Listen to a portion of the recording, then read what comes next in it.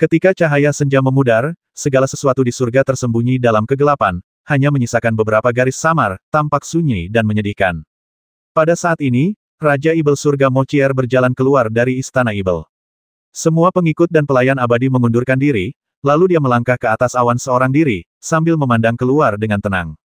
Dia tampak dihantui oleh berbagai kekhawatiran yang tak ada habisnya, dan berdiri di tengah awan untuk waktu yang lama, kemudian dia mendesah, melangkah pelan-pelan, dan saat tubuhnya bergerak, dia mendapati dirinya tanpa sadar berjalan menuju gunung hitam tempat biksu muda itu dipenjara lagi.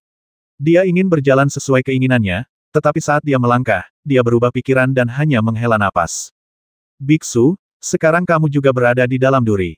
Jika kamu bergerak, kamu akan terluka. Jika kamu tidak bergerak, kamu akan terluka. Bagaimana kamu bisa menyelesaikan ini? Setelah beberapa lama, dia mengangkat kepalanya, tetapi tidak memandang ke arah pendeta itu, karena dia takut tidak dapat mengendalikan diri saat melihat ketampanannya.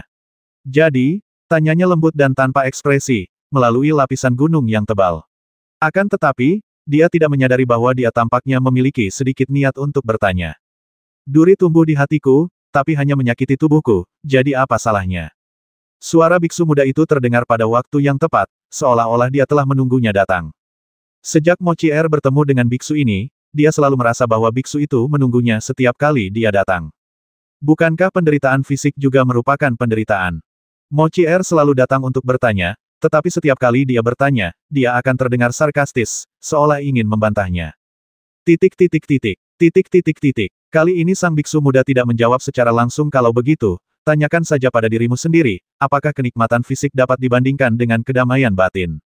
Anda, mendengar ini, Mochier langsung menjadi geram, wajahnya memucat biksu, apakah kau menertawakanku karena hanya peduli dengan kesenangan fisik? Suara biksu muda itu bebas dari nuansa duniawi. Saya tidak bermaksud menertawakanmu, tetapi kamu terus saja memikirkan hal ini. Mochier tercengang dengan apa yang dikatakannya, dan sebuah pikiran terus muncul di benaknya. Sepertinya memang benar. Biksu ini selalu berbicara seperti ini, tetapi mengapa aku selalu merasa bahwa dia sedang mengejekku? Apakah karena prinsip-prinsip Buddha yang dia bicarakan terlalu menjengkelkan, atau apakah karena aku adalah Raja Ibel yang hebat, tetapi aku selalu menyakiti diriku sendiri di depan biksu kecil ini? Pikiran ini membuat Mochier tanpa sadar ingin marah besar, tapi kali ini, kemarahan itu naik ke bibirnya, namun anehnya mereda. Dia tidak membantah lagi, namun tampak sedikit tidak berdaya. Setelah terdiam cukup lama, dia mendesah pelan dan berkata, "Biksu, kamu selalu benar. Aku tidak bisa membantahmu, tapi aku hampir yakin padamu. Tapi, apa gunanya?" Saat dia berbicara, dia sudah berbalik, sosoknya melayang lembut seperti hantu, dan hanya suara samar, yang sepertinya bercampur dengan banyak ketidakberdayaan dan desahan, melayang kembali dengan lembut. Tidak peduli seberapa besar kebenaranmu, itu tidak akan lebih besar dari kepalan tangan orang lain. Setelah dia selesai mengatakan ini, dia sudah berada puluhan ribu mil jauhnya dari Black Mountain. Dan di gunung hitam itu, ada keheningan. Setelah sekian lama, terdengar suara yang agak bingung. "Mengapa kamu tidak bisa belajar agama Buddha dan bernalar, tetapi kamu selalu bisa mengatasi segalanya, sementara aku telah membaca kitab suci agama Buddha dan memiliki hati yang teguh, tetapi aku tidak pernah bisa meyakinkan makhluk hidup. Apakah karena pengetahuan agama Buddhaku terlalu dangkal, atau apakah karena agama Buddha benar-benar tidak lagi cocok untuk zaman akhir Dharma ini?" Jika Mochier mendengar kata-kata ini, dia mungkin akan sangat terkejut.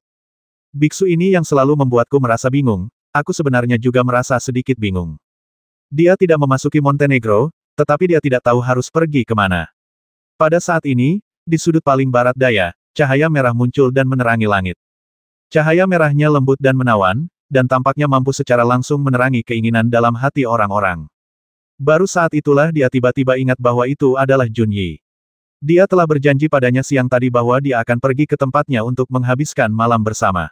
Sekarang waktunya telah tiba. Dia sudah merasa tertekan dan berkonflik dalam hatinya. Mochier hanya mencibir dalam hatinya, berpikir bahwa sebelum dia bertemu dengan biksu ini, dia telah menjalani kehidupan seperti ini dan hidup dengan baik.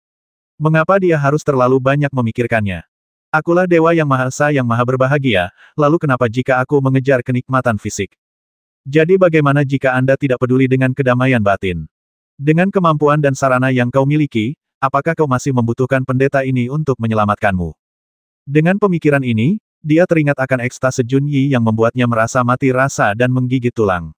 Dia pun tergoda, tanpa sadar dia menginjak awan dan terbang menjauh. Setidaknya masih ada malam kebahagiaan yang menantinya. Dia akan memikirkan hal-hal menyakitkan itu besok. Tetapi saat pikiran ini muncul di benaknya, dia tiba-tiba terkejut. Dia melihat seseorang duduk bersila di atas gunung yang tersembunyi dalam kegelapan di sebelah kiri kereta awannya. Pada hari ini, tidak ada bintang atau bulan di surga, yang ada hanya kegelapan. Begitu gelapnya sehingga seseorang tidak dapat melihat tangannya di depan wajahnya. Namun menurut tingkat kultivasi Mochier, kegelapan atau tidak adanya kegelapan sama sekali tidak ada artinya. Dia hanya melirik laki-laki itu dan melihat penampilannya dengan jelas. Dia mengenakan kemeja linen tua dan duduk bersila dengan tenang di puncak gunung. Sosoknya tampak sangat tinggi, tetapi ada kabut hitam samar yang menutupi fitur wajahnya. Dia tidak dapat melihat ciri-ciri wajahnya secara jelas, tetapi dia dapat melihat ada setengah toples anggur di samping tangannya. Siapa kamu dan apa yang kamu lakukan di sini? Mochier hanya melirik dan tahu bahwa orang ini bukan bawahan Jiletian. Dan langsung berteriak dengan dingin. Pria itu tidak menjawab, seolah-olah dia tidak ingin memperhatikan Mochier sama sekali, atau seolah-olah dia tidak menganggapnya serius sama sekali. Ia baru saja menghabiskan sebagian besar anggur yang setengah toples itu, lalu menaruhnya di sebelahnya, perlahan berdiri, meletakkan tangannya di belakang punggungnya, memandang sekeliling gunung, dan melihat pohon pinus yang telah mati. Lalu ia berjalan mendekat, memilih cabang pohon pinus yang sedikit lebih lurus, dan memetiknya dengan hati-hati. Siapa kamu? Apa kamu tidak mendengarku saat aku bertanya? Suara Mochier berubah dingin, dan dia sudah memiliki niat membasmi. Di surga ini, dunianya, tak seorang pun berani mengabaikan kata-katanya. Tetapi pria itu tetap mengabaikannya. Setelah mengambil dahan itu, dia berbalik dan tiba-tiba menebangnya. Dengan ledakan keras, itu jelas hanya sepotong dahan pohon pinus, tetapi setelah dia mengayunkannya, cahaya pedang yang menyilaukan meledak dalam sekejap, seolah membelah dunia yang diselimuti malam menjadi dua bagian. Kekosongan dan hukum yang tak berujung semuanya terbelah di bawah cahaya pedang ini. Dengan tekad yang tak terlukiskan dan keterus-terangan, ia menebas langsung ke arah Mochier. Tampaknya tidak ada proses berkesinambungan di antaranya. Ketika dia mengayunkan dahan pohon pinus, cahaya pedang telah tiba di depan Mochier, membuatnya tidak siap menghadapi perlawanan apapun. Dengan kata lain yang lebih misterius, pedangnya bergerak lebih cepat daripada gerakan mengayunkannya. Berani sekali, Mochier tiba-tiba terkejut. Ia tidak pernah menyangka orang ini berani mengayunkan pedang ke arahnya. Coba tanyakan pada diri sendiri, di dunia 33 surga yang begitu luas, berapa banyak orang yang berani mengayunkan pedang ke arah Anda di surga? Yang lebih mengejutkannya adalah betapa cepat dan kuatnya pedang pria ini. Dengan tingkat kultivasinya, ketika dia melihat pria ini, semua gerakannya, reaksinya, bahkan setiap kekuatan sihir di tubuhnya berada di bawah kendalinya. Dalam kasus ini, jika pria ini mempunyai niat membasmi, dia akan langsung bereaksi. Tetapi baru ketika pria ini benar-benar mengayunkan pedang, dia menyadari bahwa dia telah sepenuhnya salah. Awalnya dia mengira kalau tingkat kultivasi orang ini tidak mungkin setara dengan Daluo Jinxian, tapi setelah menusukkan pedang ini, ternyata dugaannya salah. Orang ini juga mengolah dao agung, tetapi dao agungnya menyatu dengan langit dan bumi. Sampai dia mulai berlatih dao besar ini, dia tidak dapat mendeteksinya sama sekali. Terlebih lagi, kekuatan dao besar orang ini belum pernah terjadi sebelumnya. Bahkan dao besar pembasmian milik Bai Xianxi tampak jauh lebih rendah darinya. Dia mengira jika orang ini membuat gerakan aneh, dia pasti akan merasakannya, tetapi dia tetap tidak menyadari apapun sampai orang itu mengayunkan pedangnya. Kalau saja dia tidak melihat dengan mata kepalanya sendiri pedang itu datang ke arahnya, dia tidak akan mau percaya bahwa pedang itu telah diayunkan. Siapa ini? Mochier sangat terkejut hingga dia tidak dapat menjelaskannya kapan seorang guru seperti itu muncul di antara generasi muda di 33 surga. Wow, meskipun dia terkejut, reaksi Mochier pun tidak lambat. Atau mungkin dapat dikatakan bahwa ini bukan reaksinya, tetapi reaksi spontan yang ditimbulkan oleh cara hebat ia berlatih. Ketika pedang itu ditebas, dua bola cahaya muncul di belakangnya, satu hitam dan satu putih. Yang hitam tampak seperti laki-laki kekar, sedangkan yang putih tampak seperti wanita menawan. Keduanya memiliki mata yang tumpul. Ketika mereka muncul di belakang Mochier, medan gaya tak terlihat segera muncul, langsung memisahkannya dari dunia ini. Pada saat ini, cahaya pedang tiba di depan Mochier. Mirip seperti memecahkan kaca berwarna, medan gaya tak kasat mata itu hancur berkeping-keping dan lenyap bagaikan asap. Dan di saat berikutnya, cahaya pedang yang tersisa tiba-tiba menembus tubuh Mochier, menyebabkannya berdarah deras. Mochier sangat terkejut sehingga dia berbalik dan pergi. Dia menyadari bahwa jalur kultivasi pihak lain sebenarnya sedikit lebih unggul darinya, sehingga menimbulkan rasa penindasan terhadapnya. Dia merasa sedikit seperti Kaisar Chang yang pernah dilihatnya saat dia masih kecil, yang saat itu adalah Raja Abadi. Dia adalah makhluk alamiah dan lebih unggul dari semua makhluk hidup. Dan bagaimanapun juga, dia telah salah perhitungan di awal dan kehilangan inisiatif. Sekalipun Jalan Yin yang mengambil inisiatif untuk melindungi tuannya, ia agak lambat di depan pedang dan tidak dapat mengerahkan kekuatan terkuatnya. Oleh karena itu, satu langkah yang salah mengakibatkan kegagalan di setiap langkah, dan dia telah menderita kerugian besar. Itulah sebabnya dia berbalik dan pergi tanpa ragu-ragu.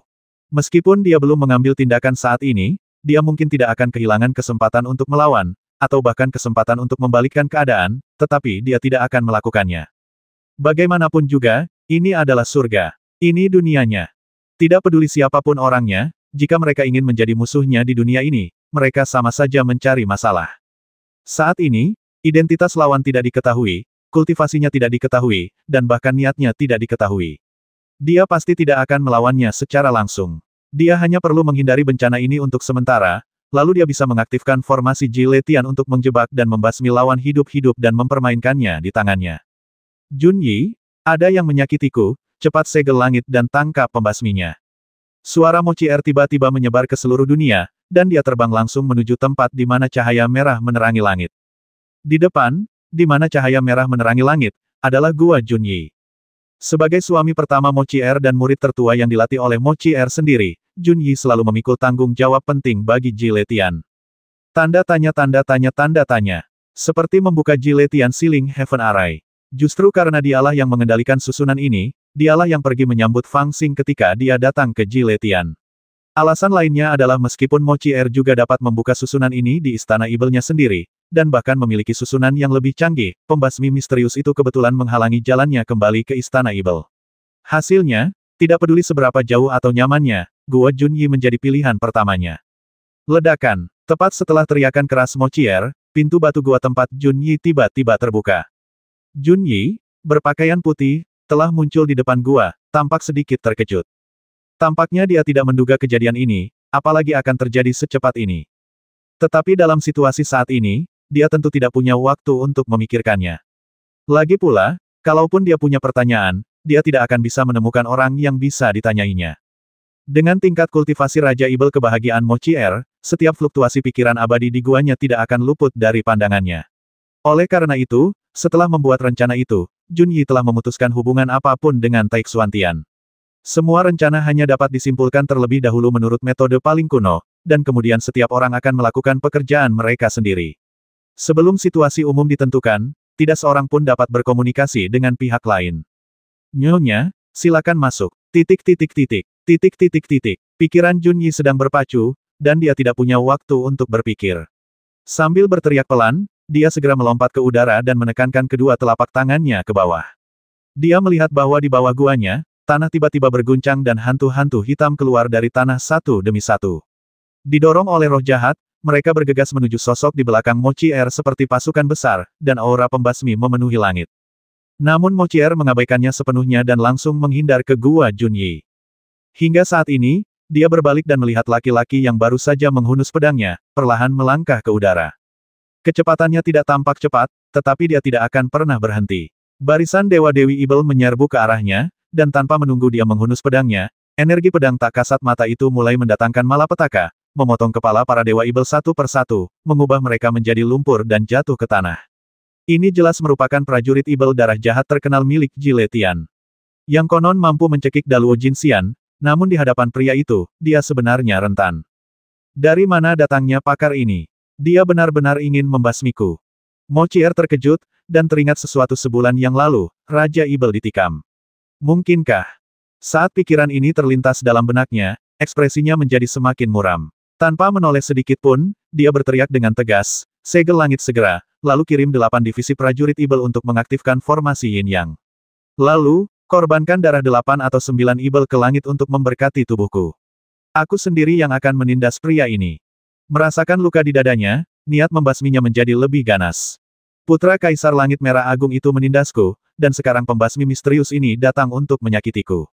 Apakah kau benar-benar berpikir bahwa aku, Mochi, adalah orang yang lemah? Serangan pedang ini begitu dahsyat, aku tidak tahu apakah akan meninggalkan bekas yang tidak akan pernah terhapus. Dan di bawah niat membasminya, bahkan Jiletian tampaknya terpengaruh. Awan hitam menutupi langit dan bumi menjadi kacau. Sesampainya di gua, dia merasa tenang dan satu-satunya hal yang ada di pikirannya adalah bagaimana cara menekan lawannya. Ya, Tuan. Junyi diam-diam menyetujui di belakang Mochi Er, lalu berjongkok dan menekan telapak tangannya langsung ke tanah. Di tubuhnya, cahaya abadi tercurah ke tanah. Di bawah bongkahan langit dan bumi ini, suara gemuruh mulai terdengar, dan kekuatan tak terlihat melonjak dari segala arah. Itu adalah kekuatan yang sangat dikenal Mochi. Dia bahkan merentangkan tangannya, menunggu kekuatan itu memberkati tubuhnya, sehingga dia bisa langsung meningkatkan kekuatannya 10 kali lipat, dan kemudian menekan pembasmi pemberani itu. Tetapi ketika niat membasminya mencapai puncaknya dan dia siap menyerang kapan saja, jantungnya tiba-tiba bergetar. Hah! Dia tiba-tiba membuka matanya, lalu dia melihat bahwa kekuatan yang melonjak dari segala arah tidak memberkatinya, tetapi berubah menjadi formasi besar yang tak terlukiskan, memenjarakan gunung ajaib tempat dia berada, lapis demi lapis, dan akhirnya menyerbu ke arahnya. Kekuatan ini bukanlah jenis kekuatan yang dapat diberkati padanya setelah dibimbing oleh formasi dan dibiarkan mengendalikannya.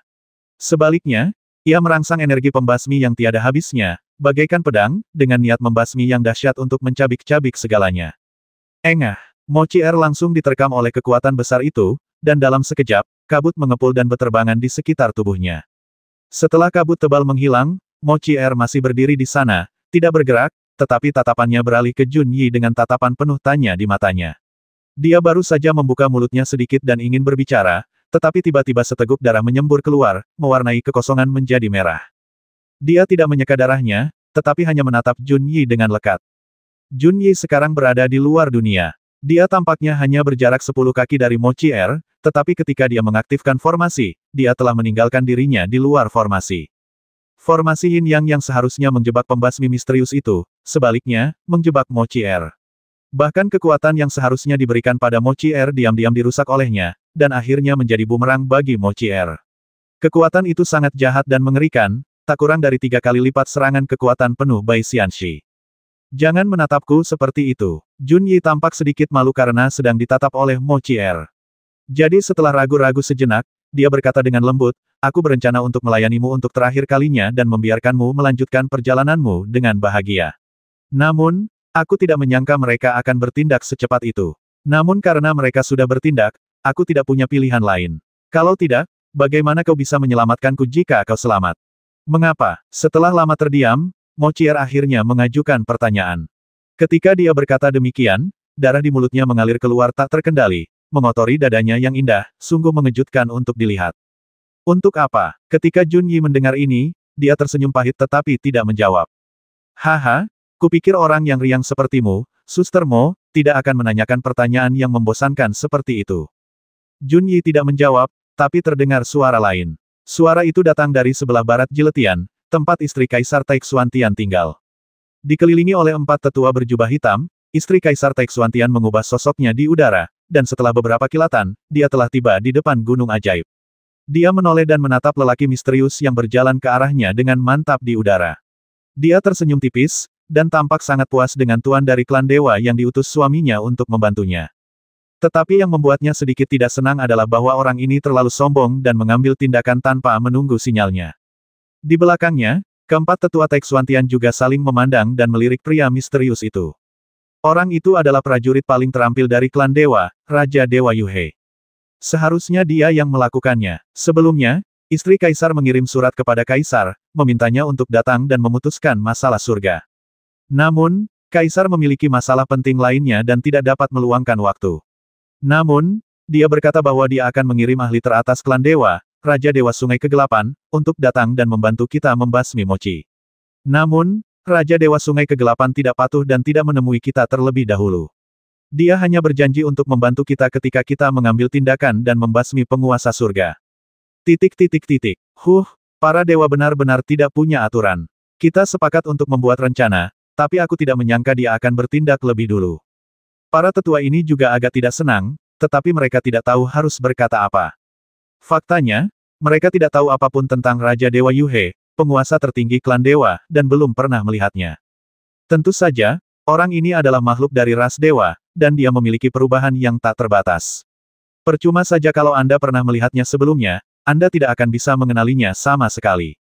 Terlebih lagi, bahkan pangeran mereka tidak banyak bicara, dan hanya memberitahu mereka bahwa mereka dapat sepenuhnya mempercayai Raja Dewa ini.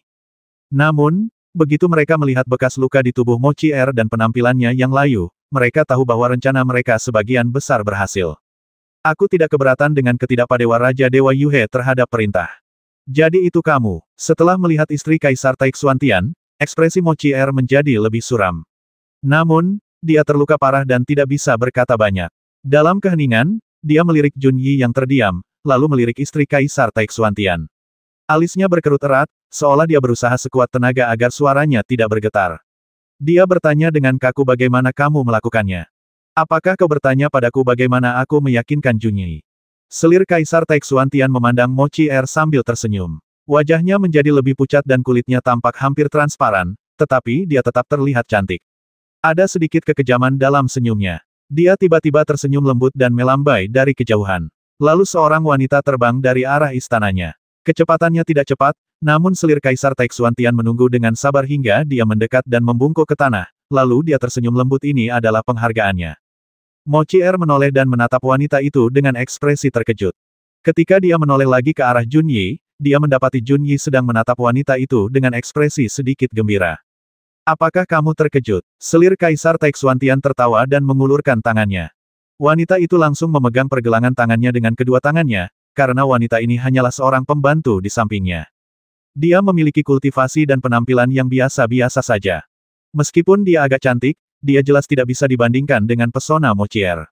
Selir Kaisar Taixuantian memandang keheranan di wajah Mo Chier dan tersenyum puas. Dia mendesah pelan dan berkata, "Kakak Mo, apakah menurutmu ini aneh? Aku ini gadis kecil dengan penampilan biasa-biasa saja dan bahkan tidak bisa dibandingkan dengan jari kelingkingmu. Bagaimana mungkin aku begitu terobsesi dengan Jun Yi sampai-sampai dia mengkhianatimu? Itu karena, tidak peduli seberapa biasa wanita ini, dia adalah miliknya dari awal hingga akhir." Ketika dia mengatakan ini, wajahnya menunjukkan sedikit kepuasan yang kejam, dan bahkan lebih banyak ejekan dan rasa jijik yang tak terlukiskan. Ini tidak seperti dirimu. Tidak peduli seberapa cantiknya seorang wanita cantik, jika dia dibagi ke tangan 109 pria, tidak akan ada yang tersisa bahkan untuk jari kakinya. Bagus, sangat bagus. Setelah sekian lama, Mo Chier akhirnya membuka mulutnya perlahan, dan suaranya seakan membawa hawa dingin musim dingin. Sulit untuk menggambarkan suasana hatinya saat itu, tetapi orang bisa melihat kemarahan di wajahnya, begitu marahnya sehingga dia menahan luka-lukanya, menatap Jun Yi dengan saksama, dan berbicara dengan susah payah. Aku selalu siap jika seseorang mengkhianatiku, tetapi aku tidak pernah menyangka itu karenamu. Ketika aku menjemputmu tahun itu, kamu lebih buruk dari guk-guk mati. Aku menyelamatkanmu dan mengajarimu kultivasi. Kamulah yang memanfaatkan saat pertama kali aku mengambil buah kegembiraan dan memaksakan diri untuk meningkatkan kultivasiku hari itu dan dengan berani menerobos masuk ke guaku untuk meminta kesenangan semalam. Saat itu, kamu hampir menghancurkan fondasiku, dan aku seharusnya membasmimu, tetapi kamu berlutut di hadapanku dan memohon padaku, jadi aku mengampunimu dan bahkan tinggal bersamaku. Ya, aku menggunakan berbagai cara untuk mencoba tetap berada di sisimu. Ekspresi wajah Jun Yi sungguh aneh dan tak terlukiskan. Menghadapi tatapan Mo Chier, dia berbicara dengan suara menyeramkan, bagaimanapun juga, kau adalah penguasa surga. Kau pernah menjadi wanita tercantik di alam abadi agung. Ketika aku melihatmu sekali ketika aku masih muda, aku terpesona oleh kecantikanmu dan bersumpah untuk menikahimu, dewa memberkatiku, aku benar-benar bertemu denganmu dan menghabiskan malam yang menyenangkan bersamamu. Kau tidak tahu betapa bahagianya aku saat itu, aku hampir menjadi gila. Tapi aku tidak pernah menyangka bahwa kau akan menjadi orang seperti itu, jalang yang tak pernah puas. Sambil berbicara dia menatap mata Mo Chier. Ekspresinya berubah cepat, menunjukkan obsesi, kegembiraan, dan bahkan kenangan. Namun pada akhirnya, tiba-tiba berubah menjadi kebencian yang tak terbatas. Putri siapa yang akan mencari pria satu demi satu? Dan siapa yang akan menikahi seorang pria tanpa malu-malu? Apakah kamu benar-benar berpikir bahwa setiap kali aku tersenyum padamu, aku tidak merasakan sakit di hatiku? Aku adalah pria pertama yang menikahimu, dan kamu adalah milikku, tetapi kamu sama sekali tidak memiliki kesadaran ini. Kamu tidak tahu malu, apakah kamu berpikir bahwa kegembiraan yang aku tunjukkan setiap kali aku ingin berlatih kultivasi ganda denganmu adalah nyata? Itu semua palsu. Faktanya, aku merasa mual dan ingin muntah setiap kali. Kalau memang itu yang kau katakan, kenapa kau tidak pergi saja? Mo Chier menatapnya dingin dengan ekspresi sarkastis. Pergi. Kenapa aku harus pergi? Jun Yi berteriak, Aku telah berkontribusi pada kesuksesan besar Ji Letian. Mengapa aku harus pergi? Elysium milikku. Mo Qier melihat ekspresinya tetapi tidak ingin berbicara dengannya lagi. Dia hanya memejamkan matanya sedikit, seolah merasakan sesuatu. Setelah 4 atau 5 kali tarikan napas, dia tiba-tiba membuka matanya, dan wajahnya yang sudah pucat menjadi semakin jelek. Haha, apakah kamu menemukan bahwa 8 pasukan Ibel dan formasi 5 elemen semuanya telah kehilangan akal sehatnya? Tatapan Junyi tampak suram, dan dia berkata dengan nada dingin, apakah kamu bercerita untuk mengulur waktu agar seseorang dapat datang menyelamatkanmu? Kalau begitu, sebaiknya kamu tidak menunggu lebih lama lagi. Kamu tidak berpikir bahwa akulah satu-satunya orang di surga yang menginginkanmu mati, bukan? Suaranya memang tidak keras, tapi saat mengucapkan kata-kata itu, ekspresi serius Mo Qier akhirnya berubah. Ada getaran yang nyaris tak terlihat di wajah cantiknya.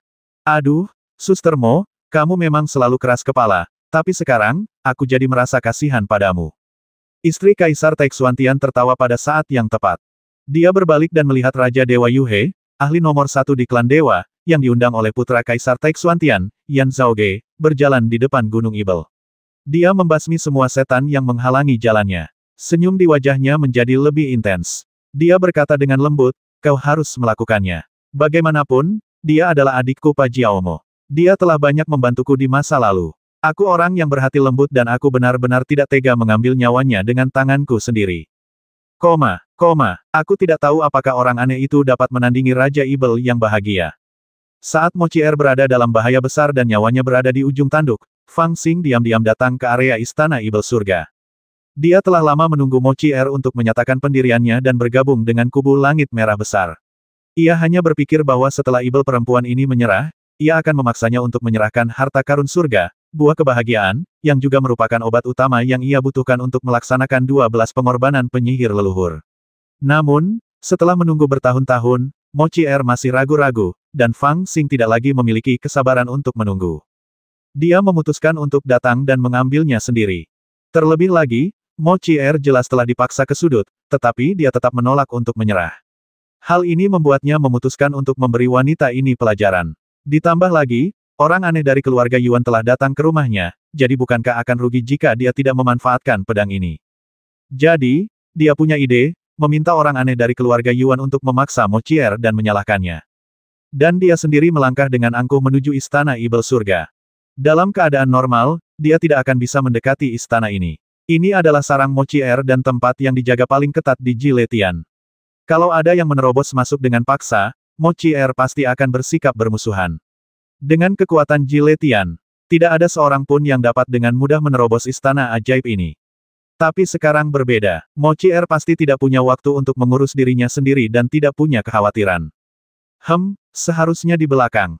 Setelah berkelana ke seluruh negeri dan mengambil keuntungan dari kemalangan orang lain selama bertahun-tahun, Fang Xing telah mengembangkan kemampuan unik, yaitu ia dapat mengetahui di mana harta orang lain disembunyikan hanya dengan insting saja, hampir tanpa menggunakan kekuatan sihir apapun. Sekarang dia melangkah masuk ke Istana Ibel, membuat beberapa pelayan Ibel pingsan, lalu masuk tanpa henti. Sekarang kultivasinya juga luar biasa. Dia bisa mendobrak batasan apapun kapan saja dan melihat semua ilusi dalam sekejap. Dia bergerak semakin cepat, dan dalam waktu kurang dari secangkir teh, dia telah mencapai dasar Istana Ibel. Di depannya, sudah ada taman peri yang penuh dengan hal-hal indah. Berbagai jenis obat abadi tumbuh di sepotong batu hitam, berbintik-bintik dan berwarna-warni. Meskipun tidak sekaya obat-obatan abadi di Taman Peri Kekacauan di dunia kesadaran Fang Xing, obat-obatan itu cukup untuk membuat jantung Daluo Jinxian biasa berdetak kencang dan tidak dapat ditahan. Terutama di Taman Peri ini, ada bau aneh di tengah batu hitam besar di udara, yang membuat hati Fang Xing gatal. Jika tebakanku benar, maka itu pasti aroma buah Paradise Joy. Tetapi setelah tiba di sini, Fang Xing tidak bergegas maju, malah mengerutkan kening. Karena dia menemukan sudah ada seseorang di sini. Orang itu berdiri di Taman Peri, dengan tangan di belakang punggungnya, diam dan tidak bergerak. Hanya bayangan hitam yang terlihat. Dia menatap ke arah Fang Xing tanpa disadari. Dia menggunakan beberapa kekuatan magis tersembunyi, yang seharusnya tidak ada di mata orang lain. Namun, kultivasi Fang Xing sekarang cukup bagus. Meskipun dia tidak dapat melihat menembus kehampaan tanpa batas itu sekilas, itu bukan masalah baginya untuk mematahkan kekuatan sihirnya yang kecil. Haha, Sein Tongtian kecil memang luar biasa. Dia menghancurkan kekuatan sihirku hanya dengan satu tatapan. Dan ketika bayangan hitam itu melihat bahwa Fang Xing tidak maju, ia tersenyum lembut dan mulai berbicara. Mata Fang Xing berbinar dan tiba-tiba tertuju pada orang itu. Orang ini benar-benar memanggilnya dengan gelar yang diberikan kepadanya di pengadilan ilahi. Dia tahu identitas aslinya. Siapakah kamu, dan beraninya kamu menerobos masuk ke istana ibel surga untuk mencuri obat? Setelah ragu-ragu sejenak, Fang Xing memutuskan untuk mengabaikannya dan bertanya dengan suara dingin. Aku, sosok gelap itu tersenyum tipis bagaimanapun juga, kita adalah kawan. Namaku Yu He. Fang Xing tertegun sejenak, dan berkata, aku belum pernah mendengarnya. Pihak lain terdiam beberapa saat, lalu dia tersenyum dan berkata, karena Saint Tongtian kecil juga berasal dari garis keturunan dewa tertinggi, bagaimana mungkin dia tidak tahu bahwa di atas Saint Tongtian kecil, ada 10 Raja Dewa Agung di bawah klan dewa. Aku beruntung bisa menduduki peringkat pertama di antara 10 Raja Dewa Agung. Pemimpin 10 Raja Dewa Agung di bawah dewa-dewa. Ketika Fang Xing mendengar ini, dia tiba-tiba terkejut dan merasa sedikit berat di hatinya. Dia belum pernah mendengar nama Raja Ilahi Yu He, tetapi dia akrab dengan nama pemimpin 10 Raja Ilahi Agung. Dia telah berurusan dengan banyak dari 10 Raja Dewa Agung dari aliansi ilahi, tetapi dia belum pernah melihat 2 di antaranya masuk dalam peringkat 2 teratas. Namun, dia pernah mendengarnya. Di antara 10 Raja Dewa Agung, 2 raja yang menduduki peringkat 2 teratas adalah yang terkuat. Mereka juga spesies dewa langka yang terlahir dengan kekuatan magis yang tak terduga. Bahkan Dewa Mahadewa hanya membujuk kedua orang ini, tidak menekan mereka dengan kekerasan. Bahkan di masa normal, dewa tertinggi telah mengubah sebagian besar kultivasinya menjadi klon untuk menekan berbagai raja dewa, karena takut mereka akan melakukan gerakan yang tidak biasa. Dan kedua raja dewa yang menduduki peringkat teratas ini tidak diragukan lagi adalah orang-orang yang paling dihargai oleh Dewa Mahadewa. Hehe, kalau kamu adalah raja dewa, kenapa kamu ada di sini? Fang Xing tertawa dan bertanya secara sengaja atau tidak sengaja, sambil dengan hati-hati merasakan apakah ada musuh yang kuat di sekitar. Ingin mengatakan kebenaran. Mendengar ini, Raja Dewa Yu He tertawa pelan. Sebenarnya aku diundang oleh Yan Zhaoge, putra Kaisar Taixuantian, untuk berhadapan dengan Di Liu, putra Kaisar Daqitian. Namun, setelah tiba di Jiletian, aku merasa tidak perlu terburu-buru untuk berhadapan dengan Di Liu. Kudengar bahwa 6 surga ibel semuanya memiliki harta karun berupa sumber daya dengan fondasi yang dalam, jadi aku memanfaatkan kesempatan itu untuk menyelinap masuk dan mencari tahu apa yang sedang terjadi. Namun, siapa sangka? Ketika dia mengatakan ini, dia tersenyum dan menatap Fang Xing, dan di sini, saya bertemu dengan Yang Mulia Di Liu. Karena kamu adalah Raja Dewa, bagaimana mungkin kamu berkolusi dengan Yan Zhaoge? Fang Xing memiliki banyak sekali pertanyaan dalam benaknya, tetapi dia tidak menunjukkan urgensi apapun dan hanya menanyakannya secara perlahan. Jika para dewa ingin bertahan hidup, kita tidak bisa terus-terusan seperti ini. Kita harus memilih apapun yang bermanfaat bagi kita. Raja Dewa Yu He tersenyum tipis, matanya berkilat, dan dia melihat Fang Xing lagi namun, sebenarnya, Yan Zhaoge bukanlah pilihan pertama kita. Awalnya, dewa-dewa bersikeras agar kita memilih Putra Kaisar Langit Merah Besar, tetapi itu tidak berdaya. Putra Kaisar Langit Merah Besar telah mengasingkan diri selama 3 tahun dan situasinya berubah dengan cepat. Jadi kita tidak punya pilihan selain memilih Putra Kaisar Langit Mendalam yang agung terlebih dahulu. Dewa ingin memilihku. Fang Xing mengangkat alisnya saat mendengar ini dan tertawa terbahak-bahak. Bukankah dia sudah dibuat marah setengah mati olehku? Saya sangat marah. Raja Dewa Sungai Gelap berkata dengan jujur tetapi dia masih meminta kami untuk memberitahu kalian sesuatu saat kami bertemu. Fang Xing sedikit penasaran apa? Raja Dewa Sungai Gelap berkata dengan tenang serahkan Taman Peri Kekacauan dan Pohon Harta Karun Taixu, maka kau akan menjadi Raja Dewa Tongtian yang tak tertandingi dan di atas 10.000 orang. Fang Xing paling benci diancam, jadi dia mencibir, bagaimana jika kamu tidak menyerahkannya? Raja Dewa Sungai Kegelapan tiba-tiba tersenyum dan berkata dengan lembut, jika kau tidak ingin menyerahkannya, kembalilah ke aliansi dewa. Aku akan selalu menyediakan tempat untukmu di Istana Dewa. Benarkah dia mengatakan itu? Perkataan Raja Dewa Yu He mengejutkan Fang Xing, yang tampak sulit mempercayainya. Jika dewa-dewa memintanya untuk menyerahkan Taman Peri Kekacauan dan Pohon Harta Karun Taixu, lalu memberinya posisi Raja Dewa, dia bisa mengerti hal itu. Lagi pula, kedua hal ini, dimanapun berada, sudah cukup untuk membeli posisi tinggi. Namun setelah Raja Dewa Yu He mengucapkan kalimat berikutnya, Fang Xing merasa rumit sejenak. Jika dia tidak bersedia menyerahkan Taman Peri Kekacauan dan Pohon Harta Karun Taixu, apakah dia bersedia menoleransinya dan memberinya tempat? Aku adalah Raja Dewa Sungai Yu He. Aku tidak akan berbohong kepadamu tentang hal-hal seperti itu. Bayangan itu berkata dengan tenang itulah yang dikatakan dewa. Aku hanya mengulanginya. Itu tidak mewakili pendapatku. Sepertinya aku meremehkannya. Fang Xing menghela napas dan tersenyum pahit. Bukankah dia mengatakan bahwa aku sangat marah padanya saat itu? Raja Dewa Sungai Gelap berkata dengan tenang, dia memang sangat marah saat itu, tetapi karena dia semakin marah, dia akhirnya tertawa. Apakah kamu tertawa karena marah? Titik titik titik. Titik titik titik. Fang Xing tercengang. Raja Dewa Sungai Kegelapan mengangguk dan berkata, dia tiba-tiba tersenyum dan berkata bahwa kamu mampu menipu mereka, yang memang merupakan keterampilan yang hebat. Jadi, bahkan jika kamu tidak mau menyerahkan Taman Peri Kekacauan dan Pohon Harta Karun Taiksu, demi kemampuanmu, dia bersedia memberimu tempat. Baiklah, aku akan memikirkannya. Fang Xing terganggu sejenak, lalu dia tertawa dan berkata. Raja Dewa Yuhe tidak berkomentar, tetapi hanya menatap Fang Xing dengan acuh tak acuh. Fang Xing tampak santai, meliriknya, dan berkata sambil tersenyum kalau begitu kamu bisa kembali dulu. Raja Dewa Yuhe menatap Fang Xing dan mengangkat alisnya. Fang Xing tersenyum dan berkata, sekarang pesannya sudah terkirim, mengapa kamu masih tinggal di sini? Aku punya hal lain yang harus kulakukan. Raja Dewa Sungai Gelap berkata dengan tenang saya katakan sebelumnya, saya diundang oleh Putra Kaisar Taixuantian untuk berurusan dengan Putra Kaisar Merah Besar, Di Liu.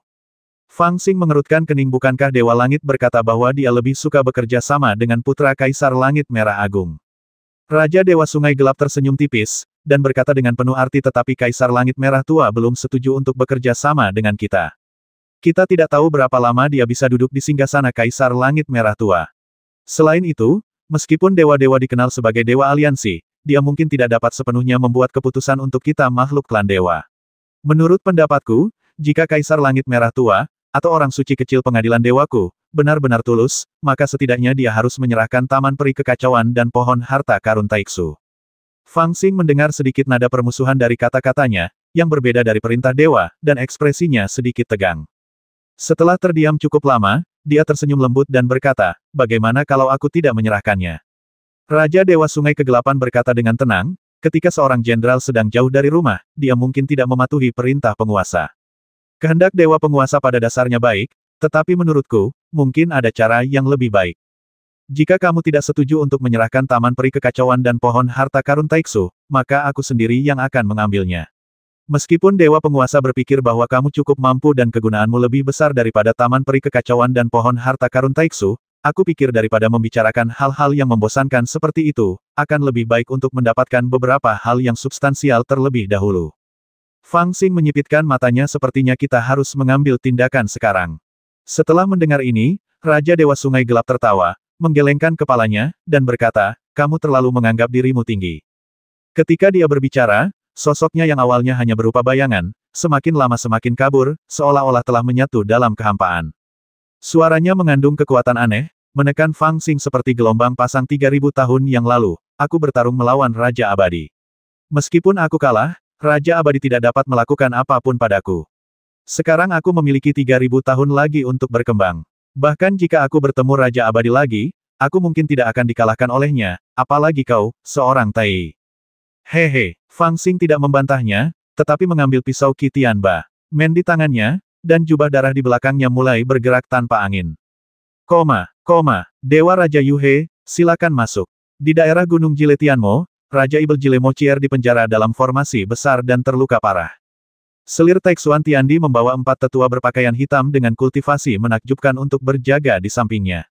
Di sisi lain, lelaki misterius yang tampak seperti Dewa Ibel itu berjalan perlahan, seolah-olah dia memiliki aura yang membuat dunia menjadi dingin, dan membuat semua orang merasakan niat membasmi yang dingin dari lubuk hati mereka. Mochier menatap pria misterius yang mendekat dan wajahnya menjadi pucat. Semua orang dapat melihat bahwa Raja Ibel kebahagiaan ini tidak memiliki banyak kepercayaan diri dalam melindungi dirinya saat menghadapi pria misterius itu. Ketika istri Kaisar Taixuantian melihat pemandangan ini, dia tertawa semakin bahagia. Sambil dengan sopan meminta bantuan lelaki misterius itu, dia memalingkan wajahnya, seolah tidak tega melihat mantan saudara perempuannya yang baik dibasmi. Akan tetapi, saat dia melakukannya, senyum di bibirnya tidak dapat dihapus, apapun yang terjadi. Jun Yi pun mendesah pelan dan menatap pelayan kecil di samping istri Kaisar Taixuantian. Aku jadi bertanya-tanya apakah dia juga tidak ingin melihat Mochier dipenggal. Pada saat ini, Mochier tampaknya telah mengabaikan hidup dan mati, dan hanya menatap kosong keluar. Di luar Gunung Ibel, di alam surga yang luas, banyak sekali orang yang menanti dengan penuh semangat, dan lebih banyak lagi yang bertarung. Tetapi yang sangat aneh ialah bahwa 108 Raja Abadi yang memegang kekuasaan besar di surga tetap diam pada saat itu. Mereka mengirimkan pasukan dan jenderal untuk menekan para prajurit Ibel dan jenderal abadi yang setia kepada Mo Chier dan mencoba menyelamatkannya. Pada saat yang sama, mereka juga menunggu berita kematian Mo Chier. Namun, tidak butuh waktu lama bagi mereka untuk menekan para prajurit Ibel dan jenderal abadi itu, karena tidak banyak orang di surga yang setia kepada Mo Chier. Hasil ini tampaknya akan segera muncul, tetapi kenyataannya tidak. Karena setelah istri Taixuan Tiandi berkata demikian, lelaki misterius itu tidak menghunus pedangnya seperti yang dibayangkannya. Dia membasmi demi mencapai tujuannya, tetapi saat tiba di depan Gunung Ibel, dia melipat tangannya dan menyaksikan dalam diam. Istri Kaisar Taixuan Tian telah menunggu sampai ekspresinya menjadi sedikit kaku. Dia masih tidak melihat tindakannya, jadi ekspresinya tentu saja sedikit muram, tetapi dia menahan amarahnya dan tidak kehilangan kesabarannya. Dia masih bersikap sopan dan berkata kepada pria misterius itu, silakan minta Raja Dewa Yuhe untuk mengambil tindakan. Pria misterius itu tetap tidak bergerak, hanya berdiri di udara dengan tangan terlipat. Pada saat ini, dia mengaktifkan semacam kekuatan magis, dan sosoknya samar-samar, seolah-olah separuhnya ada di dunia dan separuhnya lagi ada di langit. Orang lain hanya dapat melihat bayangannya, tetapi tidak dapat melihat wujud aslinya.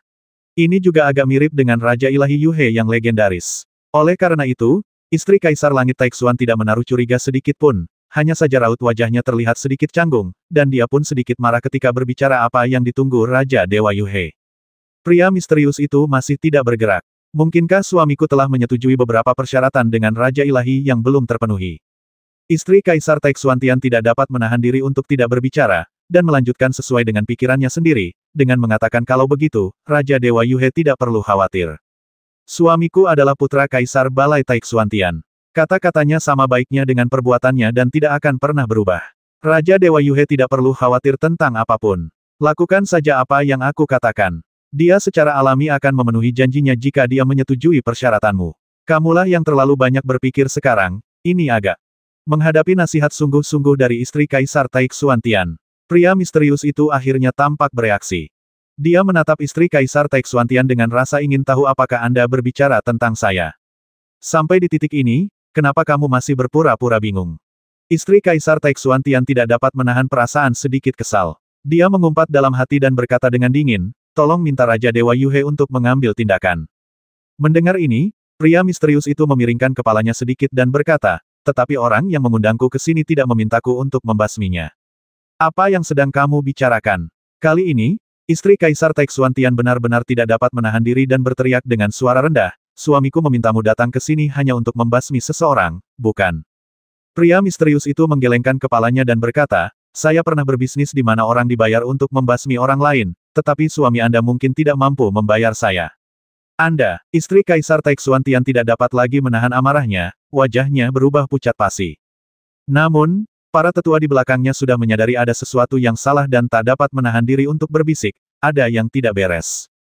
Sebelum mereka bisa menyelesaikan kata-katanya, sesuatu yang aneh terjadi di tempat kejadian. Mo Chier telah berdiri di sana dengan bodohnya, seolah menunggu untuk dibasmi. Akan tetapi, setelah dia melihat bahwa istri Kaisar Taixuan Tian tidak mampu membujuk Raja Dewa Yuhe, dia tiba-tiba tertawa terbahak-bahak hingga dia membungkuk dan berguling-guling seperti orang gila. Dalam tawanya, orang-orang dapat merasakan bahwa kekuatan abadi di tubuhnya menjadi semakin kacau dan gila, seperti gunung berapi yang meletus. Kakak Ziying, kamu pintar sekali. Suaranya yang agak gila terdengar, dan sepasang matanya tanpa senyum tiba-tiba tertuju pada istri Kaisar Taixuan Tian. Napas berikutnya, tiba-tiba, dua bayangan, satu hitam dan satu putih, muncul di belakangnya. Mereka adalah perwujudan dari jalan yin yang miliknya. Ketika bayangan hitam dan putih muncul, bayangan putih tiba-tiba meledak. Kekuatan besar yang tak terlukiskan keluar dari tubuhnya dalam sekejap. Potongan surga yang luas ini tampak terkejut oleh gerakan itu dan berguncang hebat. Tidak diketahui berapa banyak retakan yang muncul di tanah dan berapa banyak bintang yang terpental ke langit yang jauh akibat getaran ini. Kau benar-benar telah memasang jebakan untukku. Namun, karena kita adalah saudara yang baik, bagaimana mungkin aku sanggup menempuh perjalanan ini sendirian? Mo Chier menghancurkan setengah jalannya sendiri, tetapi dia juga menghancurkan formasi yang memenjarakannya, dan melarikan diri dalam sekejap. Terbungkus dalam bayangan hitam itu, dia seperti ibel, menyerbu langsung ke arah istri Kaisar Taixuan Tian. Basmi dia sekarang. Melihat pemandangan ini, selir Kaisar Taixuantian sangat ketakutan hingga wajahnya berubah total.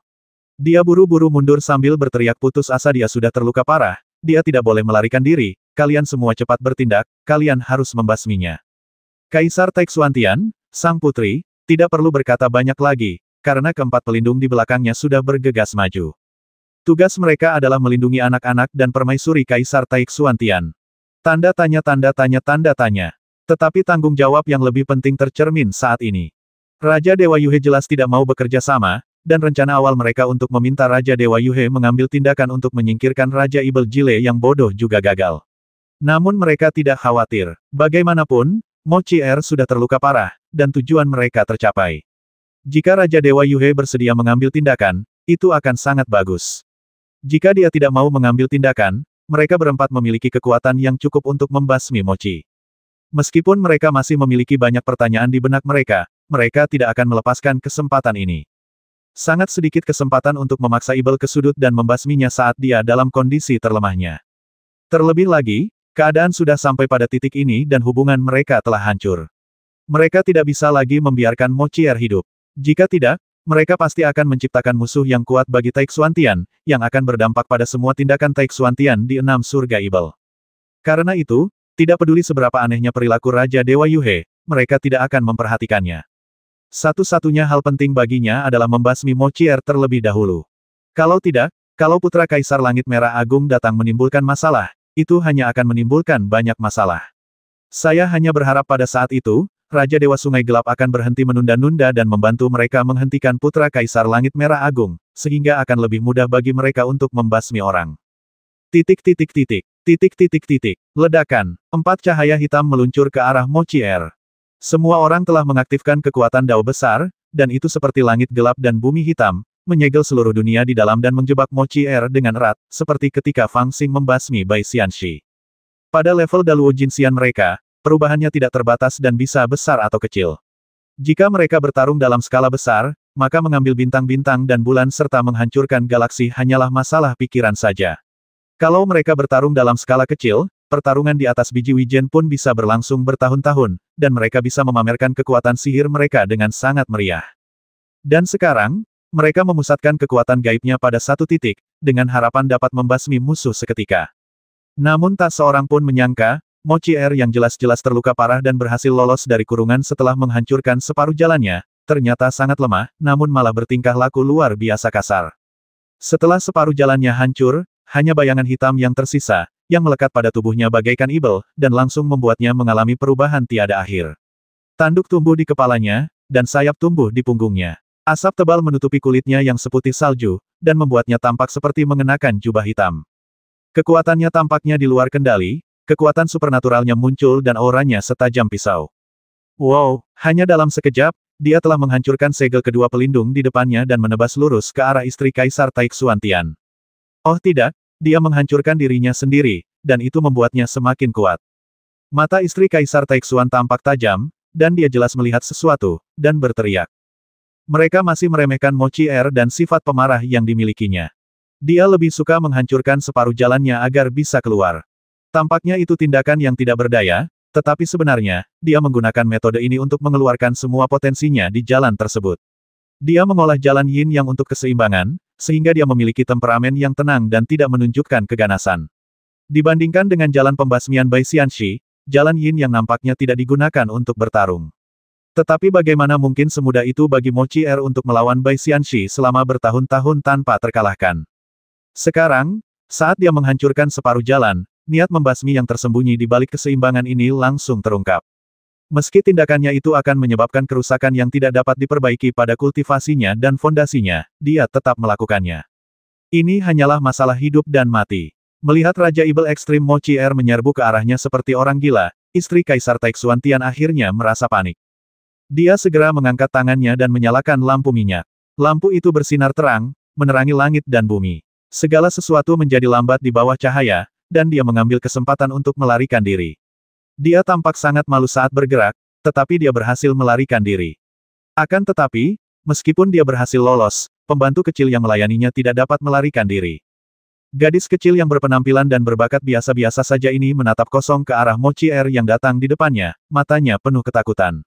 Dia mengangkat kepalanya dan menatap wajah yang kini memadukan antara daya tarik dan keburukan.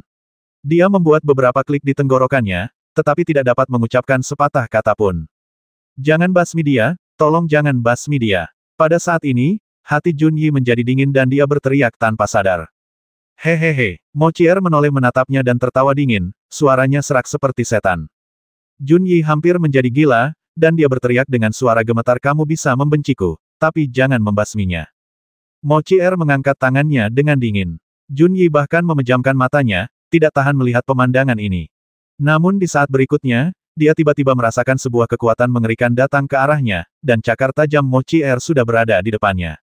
Tentu saja aku tidak akan membasminya, karena dia bukan milikmu. Kau mengkhianatiku, jadi kau harus mati. Tanpa diduga, Mo Chier tidak hanya membasmi gadis kecil yang lemah seperti semut. Sebaliknya, dia berbalik dan bergegas menuju Junyi. Suaranya serak dan gila, tetapi penuh kejelasan dan pencerahan. Dulu, kau berlutut dan memohon padaku seperti guk-guk. Aku melihatmu cantik, jadi kenapa jika aku memberimu kesempatan? Tapi siapa yang bilang jika aku memberimu kesempatan, aku harus tetap di sisimu selama sisa hidupku? Kau pikir kau siapa hingga membuatku tetap di sini? Aku suka ketampanan pria, dan aku ingin tidur dengan semua pria yang kusuka. Jika kau tidak mau, kau bisa pergi. Tapi siapa yang memberimu keberanian untuk membenciku karena ini? Kualifikasi apa yang kau miliki untuk membenciku?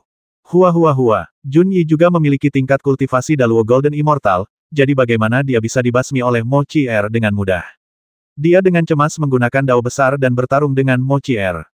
Namun, sebagian besar kultivasinya berasal dari bimbingan Mo Chier, jadi bagaimana dia bisa dengan mudah menolak kekuatan gaib Mo Chier? Hampir dalam sekejap, dia dipukul mundur selangkah demi selangkah. Setelah beberapa gerakan, Mo Chier telah meraih mahkotanya dengan satu cakar. Pada saat ini, Junyi merasa benar-benar putus asa. Dia dipenuhi amarah terhadap Mo Chier dan membencinya hingga ke titik ekstrim. Sekarang dia ditahan olehnya dan bisa mati kapan saja, dia ingin meledak dalam kepahlawanan dan membentaknya. Tetapi saat kata itu sampai di bibirnya, dia tidak bisa mengucapkan sepatah kata pun. Semua ribuan alasan yang dia miliki untuk membenci Mo Chier menghilang setelah dia mengucapkan kata-kata itu. Hehe, kamu tidak bisa berkata apa-apa. Mo Chier menempelkan cakarnya di dahinya dan menunggunya sejenak. Melihat dia tidak mengatakan apapun, dia mencibir, ingat, aku, Mo Chier, akan membasmimu hari ini, bukan karena cintaku, atau karena kamu mencari wanita lain di belakangku, tetapi karena kamu tidak tahu berterima kasih. Engah, bagaikan meremas semangka matang, Junyi pun hancur total oleh kekuatan sihir Mo Chier. Bahkan sinar terakhir cahaya spiritualnya telah padam. Juni, gadis kecil di samping istri Kaisar Taixuantian hampir pingsan dan tampak linglung ketika melihat pemandangan ini. Namun yang ada di wajahnya hanyalah ketakutan, bukan kesedihan. Sepertinya dia bukan milikmu sepenuhnya. Mo Chier menatap dingin daging dan darah Junyi yang berserakan di tanah dan berkata dengan muram. Basmi dia. Melihat Mo Chier menjadi sangat ganas dan menerobos pengepungan, pertama-tama memaksa istri Kaisar Taixuantian melarikan diri dengan panik, dan kemudian membasmi Junyi dengan kekuatan guntur, keempat pelindung Taixuantian tidak tahan lagi. Mereka saling memandang, dan mengelilinginya dari semua sisi, masing-masing menggunakan kekuatan magis mereka untuk menyerang Mo Chier bersama-sama. Dengan tingkat kultivasi mereka, tidak sulit untuk melihat bahwa aspirasi Mo Chier telah hancur setengah dan dia hanya didukung oleh satu nafas. Selama nafasnya hancur, Raja Ibel Jile bahkan mungkin dapat membasmi seorang abadi biasa. Kau ingin membasmiku? Apakah kau punya kemampuan untuk melakukannya? Mo Chier juga menjadi gila lagi dan berbalik untuk bertarung dengan mereka.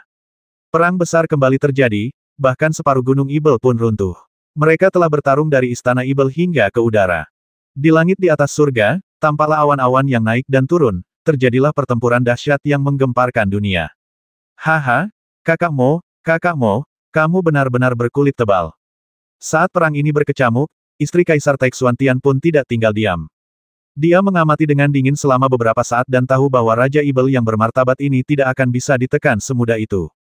Matanya agak dingin dan dia sedang memikirkan sesuatu. Lampu minyak muncul di depan dadanya lagi, lalu dia tersenyum dingin pada Mo Chier. Tidakkah kau pikir pria dan wanita bisa berkolusi satu sama lain asalkan mereka saling menyukai, dan bahkan tidak punya rasa kesopanan dan rasa malu? Kau dulunya adalah peri wanita dari keluarga bangsawan, tapi kau malah punya teori yang aneh. Wanita jalang, kau berusaha keras untuk menikahi putra kaisar, dan kau bahkan mengeluh kepadaku, mengatakan bahwa kau takut disakiti di masa depan dan tidak akan pernah bisa menjadi dirimu yang sebenarnya lagi. Sekarang lihat, bukan berarti kau tidak bisa menjadi dirimu yang sebenarnya, kau bahkan telah menipu dirimu sendiri. Bahkan di tengah pertempuran sengit, Mo Chier juga berteriak keras dan mengutuk istri Kaisar Taixuantian. Haha, aku tidak bisa menjadi diriku sendiri karena aku tahu etika dan mengikuti aturan, tapi kamu adalah dirimu sendiri. Istri Kaisar Taixuantian mencibir dingin, kau ingin tidur dengan seorang pria saat kau melihatnya. Kau benar-benar tidak tahu malu. Aku ingin tahu apakah si jenius kecil yang awalnya bertunangan denganmu tetapi tidak pernah mencicipi seorang wanita sampai kematiannya karena kau terlalu konservatif akan menyesal menghalangi pedang untukmu setelah melihat penampilanmu yang jelek sekarang. Anda, ketika Mo Chier tiba-tiba mendengar kata-kata ini, dia langsung menjadi geram dan menatap Mo Chier dengan galak. Deng, deng, deng. Dengan pikiran yang kacau, keempat pelindung itu menyerang dengan kejam, dan 3 di antaranya memukul Mo Chier dengan keras secara berurutan. Foto-foto Raja Ibel Penjara Agung Bai Xianxi dirilis di platform WeChat, terutama yang kedua, sangat jelas. Jika Anda tertarik, pergilah dan lihatlah. Anda dapat menemukannya dengan mencari akun publik WeChat Sen99 atau langsung mencari Heishan Laogui. Engah, Mo Chier dipukul 3 kali berturut-turut dan langsung muntah darah. Dia sudah terluka parah dan setengah jalannya hancur. Sekarang, kekuatan itu hanya bisa dipertahankan dengan satu tarikan napas. Keempat pelindung itu adalah Daluo Jinxian asli. Dalam keadaan normal, mereka secara alami tidak sebagus jalan yin yang milik Mo Chier, tetapi pada saat ini, mereka cukup untuk bersaing dengan Mo Chier. Kedua belah pihak bertarung secara seimbang, tetapi dia tidak menyangka bahwa istri Taixuantian ternyata begitu mengenalnya. Perkataannya bagaikan pisau yang menusuk jantungnya dan memaksanya untuk mengalihkan perhatiannya. Bagaimana mungkin keempat pelindung itu melewatkan kesempatan semacam itu? Mereka mengambil kesempatan dan langsung melukai Mo Chier. Aku adalah Raja Ibel Agung dari surga. Setelah memuntahkan darah, Mo Chier tidak menunjukkan tanda-tanda kelemahan. Sebaliknya, dia marah dan berteriak dengan dingin, bagaimana kamu bisa menghakimi jalanku? Bagaimana kamu bisa membenci jalanku? Bagaimana kamu bisa mengambil nyawaku? Setelah berkata demikian, dia tiba-tiba berbelok ke kiri dan bergegas menuju pelindung di kekosongan di sebelah kiri. Sang pelindung tahu bahwa dia kuat, jadi dia tidak melawannya secara langsung. Dia mengerang dan mundur. Di belakang Mo Chier, 2 pelindung lainnya bergabung untuk menyerangnya. Ada satu lagi yang berkeliaran di udara, mencari kesempatan untuk menyerang kapan saja. Koordinasi keempat orang itu nyaris mulus. Namun tak seorang pun menyangka bahwa Mo Chier tampaknya menyerang pelindung di kekosongan di sebelah kiri, namun di tengah jalan, dia tiba-tiba berubah arah. Jalanan menjadi halus dan sosoknya menghilang dengan aneh. Saat dia muncul kembali, dia sudah berada di kekosongan di sebelah kanan. Tepat pada saat itu, dia muncul di depan pelindung yang terbang di udara. Apa? Titik. Kelihatannya dia hanya menamparkan dengan telapak tangannya, tetapi cakarnya yang tajam dan seputih tulang, langsung menembus dada sang Dewa Emas, mencabut jantungnya, dan menggenggamnya di telapak tangannya. Jantungnya masih berdetak, sungguh mengerikan. Berani. Kedua pelindung yang bergegas menuju Mo Chier di depan menjadi marah dan berbalik untuk menyerang. Apa? Mo Chier melempar pelindung itu beserta jantungnya yang tergali ke samping, sambil menyadari bahwa dia membutuhkan setidaknya secangkir teh untuk pulih dari jantungnya yang tergali. Saat semua orang mengira dia akan membasmi pelindung itu, dia menyemburkan kabut merah dari mulutnya. Kabut merah muda kabur segera muncul di antara langit dan bumi, dan menutupi seluruh langit dalam sekejap. Di bawah naungan kabut merah ini, kedua pelindung yang bergegas ke arahnya merasakan jantung mereka yang terhenti tiba-tiba berdetak kencang.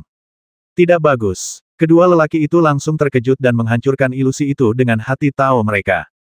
Ketika mereka membuka mata, mereka terkejut melihat Mo Chier sudah berlari di depan mereka. Wah, mereka menyerang hampir pada waktu yang bersamaan. Mo Chier mencengkeram kepala mereka dengan 2 telapak tangan, dan keduanya juga menyerang dengan masing-masing 1 telapak tangan.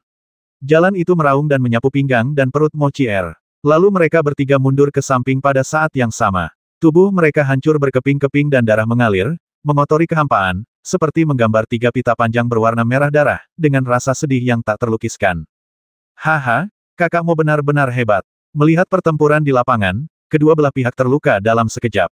Mata istri Kaisar Taixuantian berubah dingin, lalu dia tertawa dingin, berkata dengan nada dingin, aku tidak menyangka bahwa kamu masih memiliki kemampuan seperti itu meskipun kamu terluka parah. Apakah kamu ingin menyeret keempat tetua Taixuantian untuk mati bersama? Haha, tampaknya kamu tidak hanya menyukai pria saat kamu masih hidup, tetapi juga tidak membiarkan mereka pergi setelah kamu mati. Wanita jalang, diamlah. Mo Qier sangat marah. Dia ingin mengerahkan seluruh kekuatannya untuk membasmi kedua pelindung itu dan menyingkirkan kedua musuh besar itu. Akan tetapi, setelah mendengar apa yang dikatakan istri Kaisar Taixuantian, dia tidak dapat menahan diri dan bergegas menuju istri Kaisar Taixuantian sambil berteriak keras. Namun, di belakangnya, pelindung lain bergegas mendekat dan memukul Mo Qier dari samping. Dalam kemarahan, Mo Qier berbalik dan menangkap pria itu, meninggalkan beberapa luka di langit di belakangnya. Sungguh mengerikan hingga sulit dijelaskan. Hehe, kakak Mo, menurutmu apa yang kukatakan itu salah?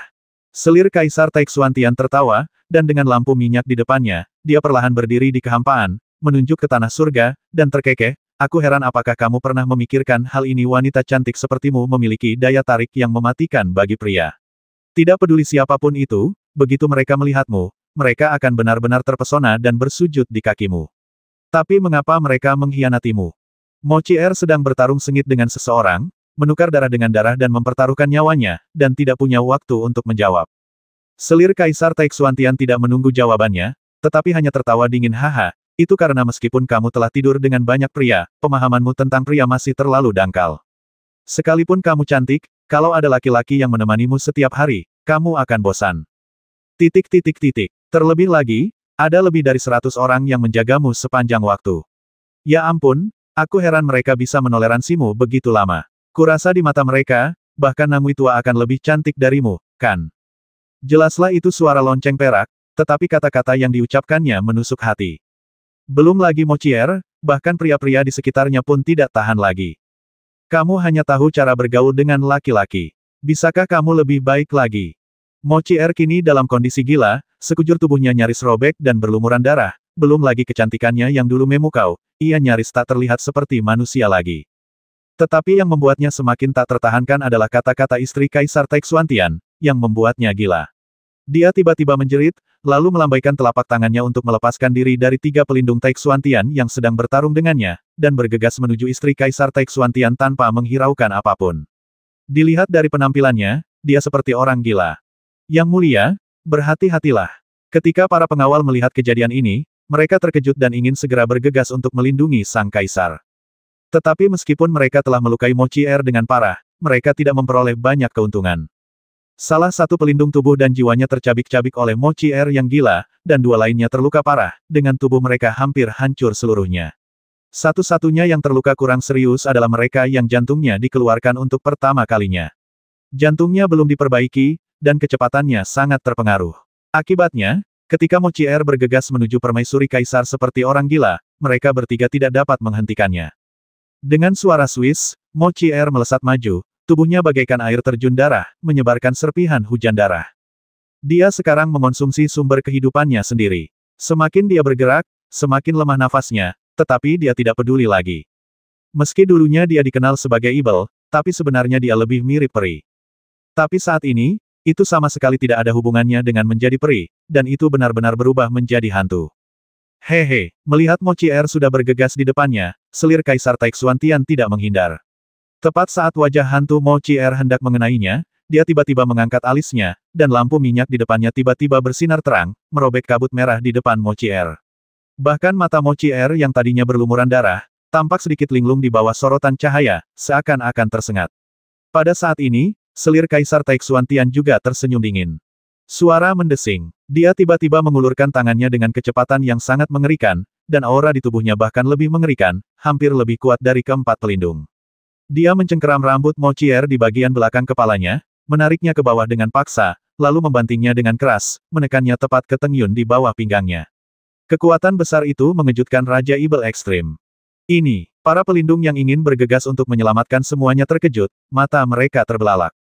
Meskipun mereka tahu bahwa kultivasi putri mereka sendiri tidak lemah, mereka tidak menyangka dia akan begitu tegas dan kejam. Apa kelebihanku? Istri Kaisar Taixuantian dengan keras menekan kepala Mo Qier, berjongkok, berbicara ringan, dan bertanya dengan nada sinis. Merayu, Mo Qier ditahan olehnya, dan suara aneh seperti tangisan dan raungan keluar dari tenggorokannya, dan dia terus-menerus berjuang. Tetapi saat itu dia terluka parah dan terlalu lemah untuk melawan. Selir Taixuantian mengetahui kekuatan aslinya dan tidak menghindarinya. Sebaliknya, dia langsung menyerangnya dengan kuat, menangkapnya, lalu menaklukkannya dalam satu gerakan. Dia juga membiarkan Mochier berjuang, tetapi tangannya sekuat gunung, tidak bergerak dan gemetar, dan berkata dengan suara dingin, aku baik-baik saja sekarang, semuanya baik-baik saja, aku punya suami yang mencintaiku, banyak orang yang menghormatiku, dan sumber daya yang tak terbatas. Tapi kamu, Kakak Mo, kamu begitu agung sebelumnya, tetapi bagaimana dengan sekarang? Istri Kaisar Taixuantian memegangnya dengan satu tangan dan menunjuk ke langit dengan tangan lainnya. Kau membiarkan seseorang tidur selama hampir 1000 tahun dengan sia-sia, dan pada akhirnya tidak ada seorang pun yang setia padamu. Apa tujuanmu? Dia tidak terburu-buru untuk membasmi Mochier, dan tampaknya hanya ingin menghancurkan hati daunnya. Suaranya lembut dan samar, tetapi seperti pedang tajam yang menusuk hati Mochier, kamu di Jiletian juga kuat dalam hal pria dan kuda. Sekarang jika aku merasakannya sedikit, bahkan ada hampir 10.000 prajurit yang dapat melawan Ibel, dan ada lebih dari 100 Raja Abadi dan Jenderal Ibel di alam abadi atas Tai.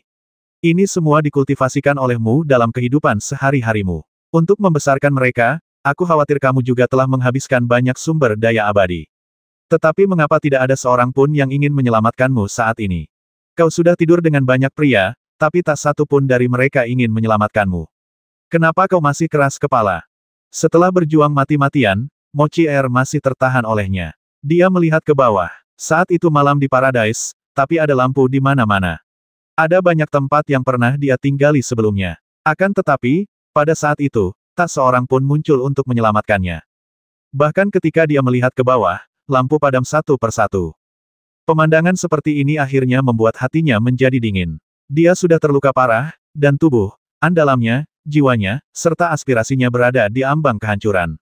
Jika tidak, dia tidak akan ditahan oleh istri Kaisar Taixuantian. Namun, semua itu tidak sebaik rasa dingin di hatinya. Nafas yang selama ini ditahannya akhirnya terlepas di hadapan pemandangan dingin ini. Istri Kaisar Taixuantian tersenyum tipis. Dia sudah melihat bahwa Mochier sedang patah hati, jadi dia tidak perlu melakukan apapun sendiri. Pada titik ini, semuanya tergantung pada keputusannya sendiri apakah akan membasminya atau menjadikannya sebagai boneka. Tetapi yang tidak disangkanya ialah, di saat hening itu, tiba-tiba terdengar desahan. Bodoh, kamu tidak salah dalam hal ini. Kenapa kamu marah sekali? Ledakan. Saat desahan itu diucapkan, tiba-tiba, dunia berubah drastis. Surga selalu suram dan aneh. Saat itu tengah malam, dengan awan gelap di seluruh langit, tidak ada bintang atau bulan, dan kegelapan pekat antara langit dan bumi. Jika Anda tidak memiliki kultivasi, Anda tidak dapat melihat tangan Anda di depan Anda. Bahkan ketika Mochier, Putri Kaisar Taixuantian, dan keempat pelindung bertarung, cahaya itu penuh dengan roh jahat, yang tidak dapat memecahkan kegelapan yang menindas antara langit dan bumi. Namun saat nama Buddha terdengar, dunia berubah. Jauh di selatan, di atas lautan penderitaan, gunung-gunung hitam runtuh dan retak, lalu terlihat seorang biksu berjubah putih duduk bersila, perlahan terbang ke udara, bersinar terang. Biarawan itu berlumuran darah dan duri, tetapi ketika ia terbang ke udara, darah di sekujur tubuhnya meleleh, mengubah jubah biarawannya menjadi putih menyilaukan. Semua duri itu pun seketika menumbuhkan bunga-bunga kecil berwarna putih, lalu terlepas dari tubuhnya dan berkumpul di belakangnya, membentuk pohon bunga yang indah. Biksu muda itu terbang perlahan di udara, dan bunga-bunga berjadewa ke tanah, seperti suara bahasa Sanskerta yang turun ke dunia. Biarawan, saat Mochier melihat bayangan biksu muda itu, matanya juga menjadi bodoh. Dia sudah terluka parah, dan dia telah berjuang hingga nafas terakhirnya sampai sekarang. Kemudian, dia ditekan oleh istri Kaisar Taixuantian. Dan setelah banyak diejek, dia mulai menyesalinya, dan hatinya mulai runtuh. Tentu saja dia tidak dapat bertahan lama. Akan tetapi, dia tampaknya tidak menyadari bahwa apa yang dikatakan istri Kaisar Taixuantian itu salah. Tidak benar bahwa tidak ada laki-laki di surga besar ini yang bisa menyelamatkannya. Biksu itu, biksu yang telah disiksa olehnya dengan mantra cinta pahit sejak dia bertemu dengannya, datang. Biksu, apakah saya benar-benar salah? Mochier yang tampak sudah tak bertenaga lagi, tiba-tiba menarik nafas dalam-dalam dan bertanya dengan keras kepada biksu itu. Bagi hati manusia, tidak ada yang benar atau salah di dunia ini. Biksu muda itu hanya menatap Mochier, dengan penuh belas kasih dan kedamaian, ketegasan namun hangat, kamu tidak mengecewakan siapapun, kecuali dirimu sendiri. Kamu perlu menyingkirkan pikiran-pikiran jahat di hatimu, alih-alih menghancurkan hati Taomu sendiri. Kamu perlu membebaskan diri dari belenggu, alih-alih jatuh ke dalam ilusi yang tak berujung. Kamu perlu memperoleh kejelasan, alih-alih mengubur pikiranmu. Chier, Kesengsaraan tidak pernah ada di dunia ini. Biksu muda itu perlahan mengulurkan tangannya dan membelai dahi Mo Chier di dalam hatimu. Saat ini, dunia cerah dan segalanya jelas. Biarawan itu berpakaian putih. Dia mengulurkan tangannya dan menyentuh dahi Mo Chier, yang mengingatkan orang-orang pada Buddha yang menaklukkan Ibel 10.000 tahun yang lalu. Dari mana datangnya biksu liar ini? Basmi dia. Pada saat inilah istri Kaisar Taixuantian akhirnya tidak dapat menahan diri lagi. Dia jelas merasakan bahwa Mo Chier sedang patah hati, dan diam-diam bangga terhadap dirinya sendiri, mengetahui bahwa usahanya tidak sia-sia. Belum lagi membasmi Mo Chier, dia bahkan bisa mengubah Mo Chier menjadi bonekanya. Setelah menyelesaikan tugas besar ini, bagaimana mungkin suaminya masih memarahinya karena tidak berguna? Aku telah melakukan hal hebat ini untuknya. Aku akhirnya bisa merasa bangga di depannya, kan? Namun dia tidak menyangka bahwa seorang pendeta tiba-tiba muncul di tengah jalan dan mengucapkan beberapa kata yang membingungkan, yang malah membuat Mo Chier yang sudah putus asa, menjadi spiritual kembali. Dia bahkan dapat merasakan dengan jelas bahwa pikiran Ibel ini telah menjadi lebih tangguh. Ini sungguh aneh. Bukankah dikatakan bahwa para pendeta terbebas dari keempat unsur tersebut? Menurut pemahamanku, bahkan jika biksu ini mengubah Mo Chier, itu hanya akan membuat hatinya semakin kosong, bukan? Tetapi mengapa? Apa yang dilakukannya tampaknya membuat Mo Chier yang sudah gelisah menjadi semakin bertekad. Karena itu, dia terkejut, takut, dan marah. Biksu liar yang dipanggilnya itu bukan sekadar kutukan karena marah, tetapi karena ia benar-benar merasa biksu tersebut tidak mengikuti jalan ajaran Buddha yang benar. Dia berbeda dari para pendeta yang dipahaminya. Dia pasti seorang biksu liar yang asal-usulnya tidak diketahui. Bahkan sekte Buddha 10.000 tahun yang lalu tidak berani ikut campur dalam urusan Taixuantian. Biksu, Anda sangat berani. Setelah istri Kaisar Taixuantian berteriak, ketiga pelindung Taixuantian juga menyerang tanpa ragu-ragu. Di tengah suara gemuruh itu, ketiganya melesat ke udara secara bersamaan. Meski mereka telah mencapai titik akhir kekuatan mereka dan fondasi mereka telah hilang, bagaimanapun juga mereka adalah Dewa Emas Daluo, jadi bagaimana mungkin kekuatan mereka bisa lemah. Dalam sekejap, tiga jalan muncul di langit dan langsung menekan biksu itu di udara. Pada saat yang sama, istri Kaisar Taixuantian juga sangat marah. Dia menjambak rambut Mo Chier dan mencoba menariknya ke belakang. Dia tidak ingin biksu itu benar-benar meletakkan tangannya di dahi Mo Chier. Hanya dua kata saja sudah membuat semangat Mo Chier lebih hidup. Jika dia menekan tombol itu, apa yang akan terjadi? Tetapi yang tidak mereka duga adalah bahwa biksu muda dan tampan itu tidak mudah untuk dihadapi. Ketika ketiga pelindung menggunakan kekuatan besar mereka untuk menyerang biksu tersebut, sudah ada cahaya Buddha yang terang di sekelilingnya. Jelaslah mereka sangat dekat, tetapi terasa seperti sebuah sungai besar muncul di tengahnya. Mereka berada di satu sisi dan pendeta berada di sisi yang lain. Kekuatan mereka yang besar memiliki kekuatan magis yang tidak ada habisnya, tetapi mereka tidak dapat melompati sungai dan menabrak pendeta itu. Bahkan sudut jubahnya tidak bisa bergerak sama sekali. Selir Kaisar Taixuantian, yang memegang rambut Mo Chier, hanya merasakan hamparan putih yang luas di depan matanya. Cahaya putihnya tidak kuat, tetapi terlihat di mana-mana. Di bawah cahaya ini, lampu minyak di depannya tampak redup. Ketika dia tidak dapat menahan diri untuk tidak mengulurkan tangannya untuk menutupi matanya, dia merasa tangannya kosong. Mo Chier yang sedang dipegangnya telah menghilang tanpa sepengetahuannya. Di depan biksu berjubah putih yang sedang duduk bersila di udara, tubuh lemah Mo Chier muncul dengan air mata di wajahnya. Dia dengan lembut membungkuk kepada biksu itu. Biksu berjubah putih itu mengulurkan tangannya dan dengan lembut menekan dahinya. Dia hanya menekannya seperti ini, tanpa suara. Mo Chier tiba-tiba gemetar seluruh tubuhnya, melemparkan dirinya ke depan, dan berbaring di pangkuan biksu berjubah putih itu sambil menangis. Biksu berjubah putih itu mendesah pelan, menangkupkan kedua tangannya, dan melantunkan kitab suci dalam hati. Tangisan Mo Chier dan nyanyiannya bercampur menjadi satu, dan sulit membedakan keduanya. Setelah cahaya putih redup itu menghilang, Mo Chier tidak lagi berada di pangkuan biksu berjubah putih itu. Yang ada hanya seekor ular hijau tergeletak di kakinya. Namun pada suatu ketika, seekor anak kucing yang bentuknya seperti bola salju keluar dari lengan kanan biksu berjubah putih itu. Ia memandang ular hijau itu dengan rasa ingin tahu dan tak dapat menahan diri untuk mencobanya dengan cakarnya. Sontak saja ular hijau itu pun menjadi geram. Ia mengangkat kepalanya dan mendesis. Kucing dan ular bagaikan musuh alami, saling melotot. Tetapi setelah beberapa waktu bermusuhan, tidak ada seorang pun yang berani melancarkan serangan, jadi mereka masing-masing meringkuk di kaki biksu berjubah putih dan hidup dalam damai. Dewa Raja Yuhe, tolong bantu aku. Dibandingkan dengan aura damai biksu berjubah putih, istri Kaisar Taixuantian penuh dengan permusuhan. Dia membenci biksu yang muncul di tengah jalan untuk menyelamatkannya secara ekstrim dan dipenuhi dengan niat membasmi. Akan tetapi, ketika dia melihat serangan ketiga pelindung tadi, dia tahu bahwa ketiga pelindung yang terluka parah ini sama sekali bukan tandingan biksu itu. Pemahaman pihak lain tentang Dao tidak sebanding dengan ketiga pelindung ini. Selain itu, karena mereka terluka parah, mustahil bagi mereka untuk merebut kembali Mochi Er dari biksu itu. Dan jika Mochi Er selamat, bukankah itu akan meninggalkan Tai Xuantian dengan masalah besar yang tidak bisa ia singkirkan? Dalam keputusasaan, dia harus meminta bantuan dari Raja Dewa Yuhe. Raja Dewa Yuhe ini telah berdiri dan menonton, tetapi bagaimanapun juga, dialah yang melukai Mochi Er, yang menunjukkan bahwa dia masih bekerja sama dengan Tai Xuantian. Sekarang keadaan sudah mencapai titik kritis, makhluk penuh kebencian dari klan dewa ini tidak akan terus-menerus mengungkit masalah ini, kan? Tetapi yang tidak disangkanya adalah setelah mendengar kata-katanya, Raja Dewa Yuhe benar-benar tergerak. Dia berbalik dan menatap pendeta berpakaian putih itu. Pada saat ini, biksu berpakaian putih itu menoleh dan menatapnya. Keduanya saling memandang tanpa mengatakan apapun. Setelah beberapa saat, Raja Dewa Yuhe mengangguk sedikit.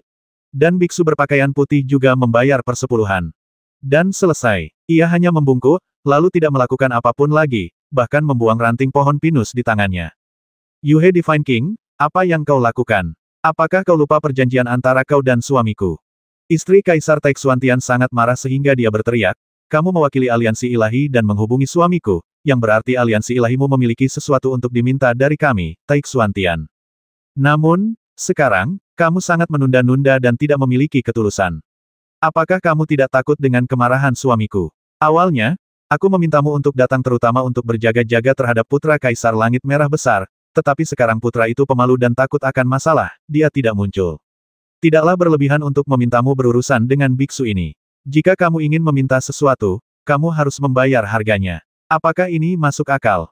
Itu ide yang sangat bagus. Menghadapi keraguannya yang penuh kebencian, Raja Dewa Sungai Surgawi akhirnya berbicara satu-satunya masalah adalah.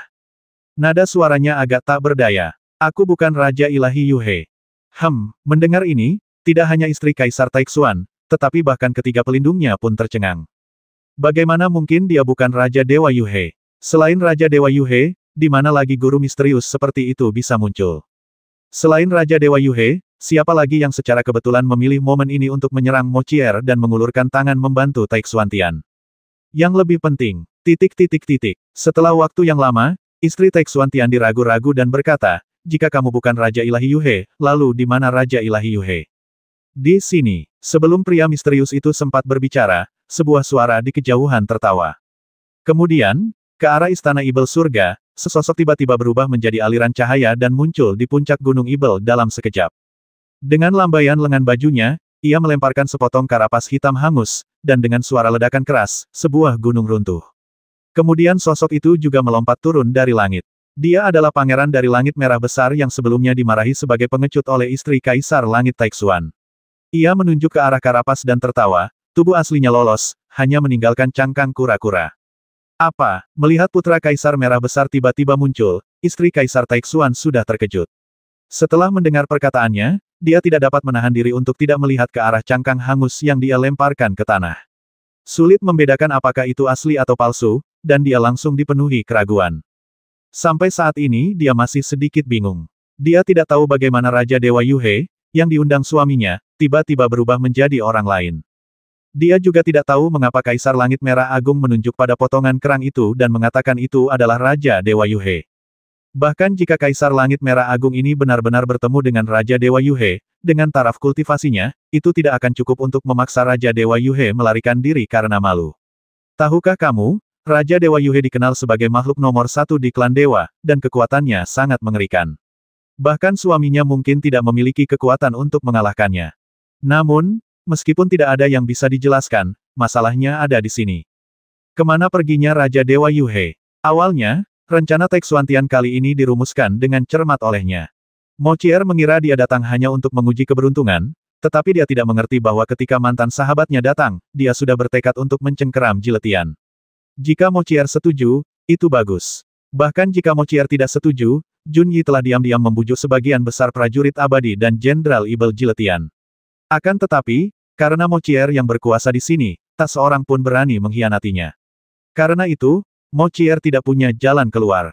Saat Mochier memutuskan untuk menarik garis antara dirinya dan dia sudah menjadi orang mati di mata istri Kaisar Taixuantian.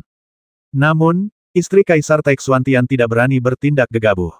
Dia khawatir putra Kaisar Merah Besar akan merusak rencananya, jadi dia harus mencari seorang guru untuk mengambil alih. Awalnya, dia ingin meminta suaminya untuk datang, tetapi Yan Zhaoge memiliki urusan lain yang lebih penting dan menolak untuk membantu. Namun setidaknya, dia memberinya kepastian lain, yaitu Raja Dewa pertama dari aliansi ilahi yang diam-diam berhubungan dengan Taixuantian, dan juga penguasa pertama klan ilahi, Yuhe. Selama Raja Dewa Yuhe masih ada, Mochier tidak akan punya jalan keluar selain kematian. Bahkan langit merah agung pun tak dapat mengubah hasil ini. Tetapi ketika semuanya seharusnya berjalan lancar, dia malah tidak dapat mengerti apapun. Jika Raja Dewa Yuhe telah melarikan diri, siapakah pria misterius itu? Jika pria misterius ini berasal dari Daci Tian, mengapa dia membasmi Mochier? Dan saat dia ingin menjadikan Mochier sebagai bonekanya, dia hanya berdiri di samping seolah sedang menonton pertunjukan, tanpa ada niat untuk menghentikannya. Yang membuatnya semakin bingung adalah siapakah biksu yang menyelamatkan Mochier di jalan. Rangkaian kejadian ini benar-benar membuat istri Kaisar Taixuantian benar-benar bingung. Namun setelah melihat lelaki misterius yang tidak diketahui siapa kawan atau lawannya, dan putra Kaisar Merah Agung yang haus darah, lalu menatap biksu berjubah putih yang tenang di udara, istri Kaisar Langit Taixuan entah kenapa merasakan tekanan berat di dalam hatinya. Putra Kaisar Merah Agung yang terkenal jahat itu baik-baik saja, tetapi pria misterius dan biksu berjubah putih keduanya memberinya tekanan tak terlihat, seperti 3 gunung besar. Kehadiran ketiga orang itu saja membuatnya merasa tertekan. Haha, Yang Mulia di Liu, saya tidak tahu apa yang sedang Anda lakukan, tetapi saya memiliki hal-hal penting lainnya untuk dilakukan dan tidak ingin bermain dengan Anda lagi. Setelah mempertimbangkan situasi, istri Kaisar Taixuantian segera memutuskan untuk mundur. Dia mencibir, menatap tajam ke arah biksu berjubah putih itu, lalu hendak berbalik dan pergi. Para pelindung di belakangnya juga memiliki ekspresi muram. Mereka saling memandang dan memutuskan untuk mengikutinya. Bagi mereka, ini adalah pertempuran yang sungguh tidak dapat dijelaskan. Segala sesuatunya berjalan ke arah yang ideal, tetapi tiba-tiba, semuanya menjadi sangat berbeda. Apakah aku menyuruhmu pergi? Namun pada saat ini, Kaisar Langit Merah Agung tiba-tiba angkat bicara, katanya dengan nada agak ragu. Ketiga pelindung Taixuantian terkejut dan menoleh ke arahnya, hanya untuk melihat Yang Mulia di Liu menatap mereka dengan tatapan dingin, tampaknya tidak bermaksud menggoda mereka. Hal ini langsung membuat hati mereka hancur bersamaan. Istri Kaisar Taixuantian juga terkejut sesaat, lalu menatap putra Kaisar Daci Tian dengan cara yang aneh, lalu tertawa pelan Yang Mulia Kaisar Liu. Belum cukup bahwa Anda telah mengganggu Dayutian dan Jiletian, sekarang Anda ingin menahan saya juga. Saya hanya mendengar bahwa Anda ditekan oleh jiwa sisa Raja Abadi Taixu selama 1000 tahun, tetapi saya tidak mendengar bahwa Anda telah ditekan sampai menjadi bodoh. Meski kata-katanya cukup kasar, istri Kaisar Taixuantian masih merasa sedikit tidak puas. Setelah berkata demikian, dia mencibir, lalu berbalik dan pergi, seolah-olah dia sama sekali tidak menganggap serius ancaman di Liu. Dari mana wanita ini mendapat keberanian? Bahkan Fang Xing sedikit terkejut. Pikirannya bergerak sedikit, dan tubuhnya bergerak seketika, menghalangi jalannya. Meskipun penampilanmu tidak begitu bagus, bukan tidak mungkin bagiku untuk mempertahankanmu, kan? Fang Xing menatap istri Kaisar Taixuan dengan acuh tak acuh, lalu berkata sambil tersenyum. Kamu serius? Istri Kaisar Taixuantian tiba-tiba mengubah ekspresinya dan bertanya dengan dingin, apakah kamu benar-benar berani menahanku? Fang Xing meliriknya dan berkata, mengapa aku tidak berani? Wow, ekspresi istri Kaisar Taixuantian langsung pucat pasi, wajahnya penuh ketidakpercayaan. Di belakangnya, 3 tetua Taixuantian tiba-tiba melangkah maju, menghalangi putri dan permaisuri Kaisar Taixuantian, dan berteriak dingin Yang Mulia di Liu, jangan tiba-tiba. 3 istana kekaisaran maju dan mundur bersama.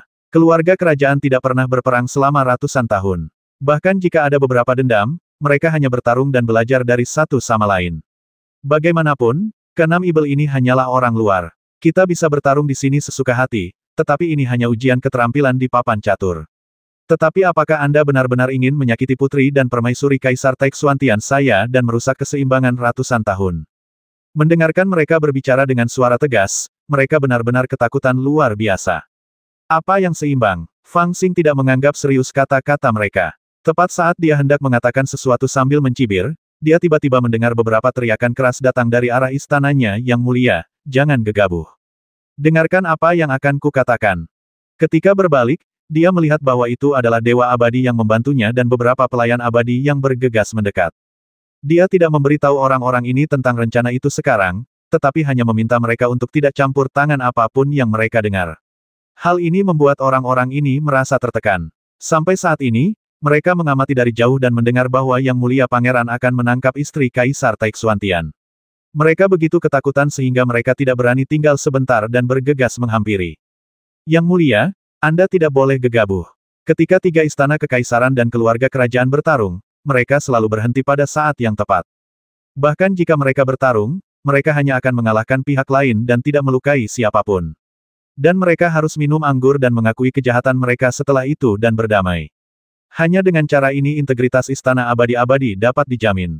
Ini adalah aturan yang ditetapkan oleh tiga kaisar abadi saat itu. Yang Mulia, Anda tidak boleh. Pejabat abadi itu bergegas menghampirinya, dan tanpa mengambil napas, dia bersujud di tanah dan mulai berteriak. Apakah ini benar-benar serius? Melihat bahkan Dewa Abadi yang membantunya pun ketakutan seperti ini, Fang Xing menyadari betapa seriusnya masalah tersebut. Ternyata tiga istana kekaisaran memiliki aturan seperti itu. Sekalipun mereka bertengkar hebat secara pribadi, mereka tidak akan benar-benar saling menghancurkan. Sama seperti masa lalu, Taixuantian dan Dachangtian dapat secara diam-diam bekerja sama untuk menyingkirkannya dari papan catur, tetapi mereka tidak akan pernah mengancam nyawanya.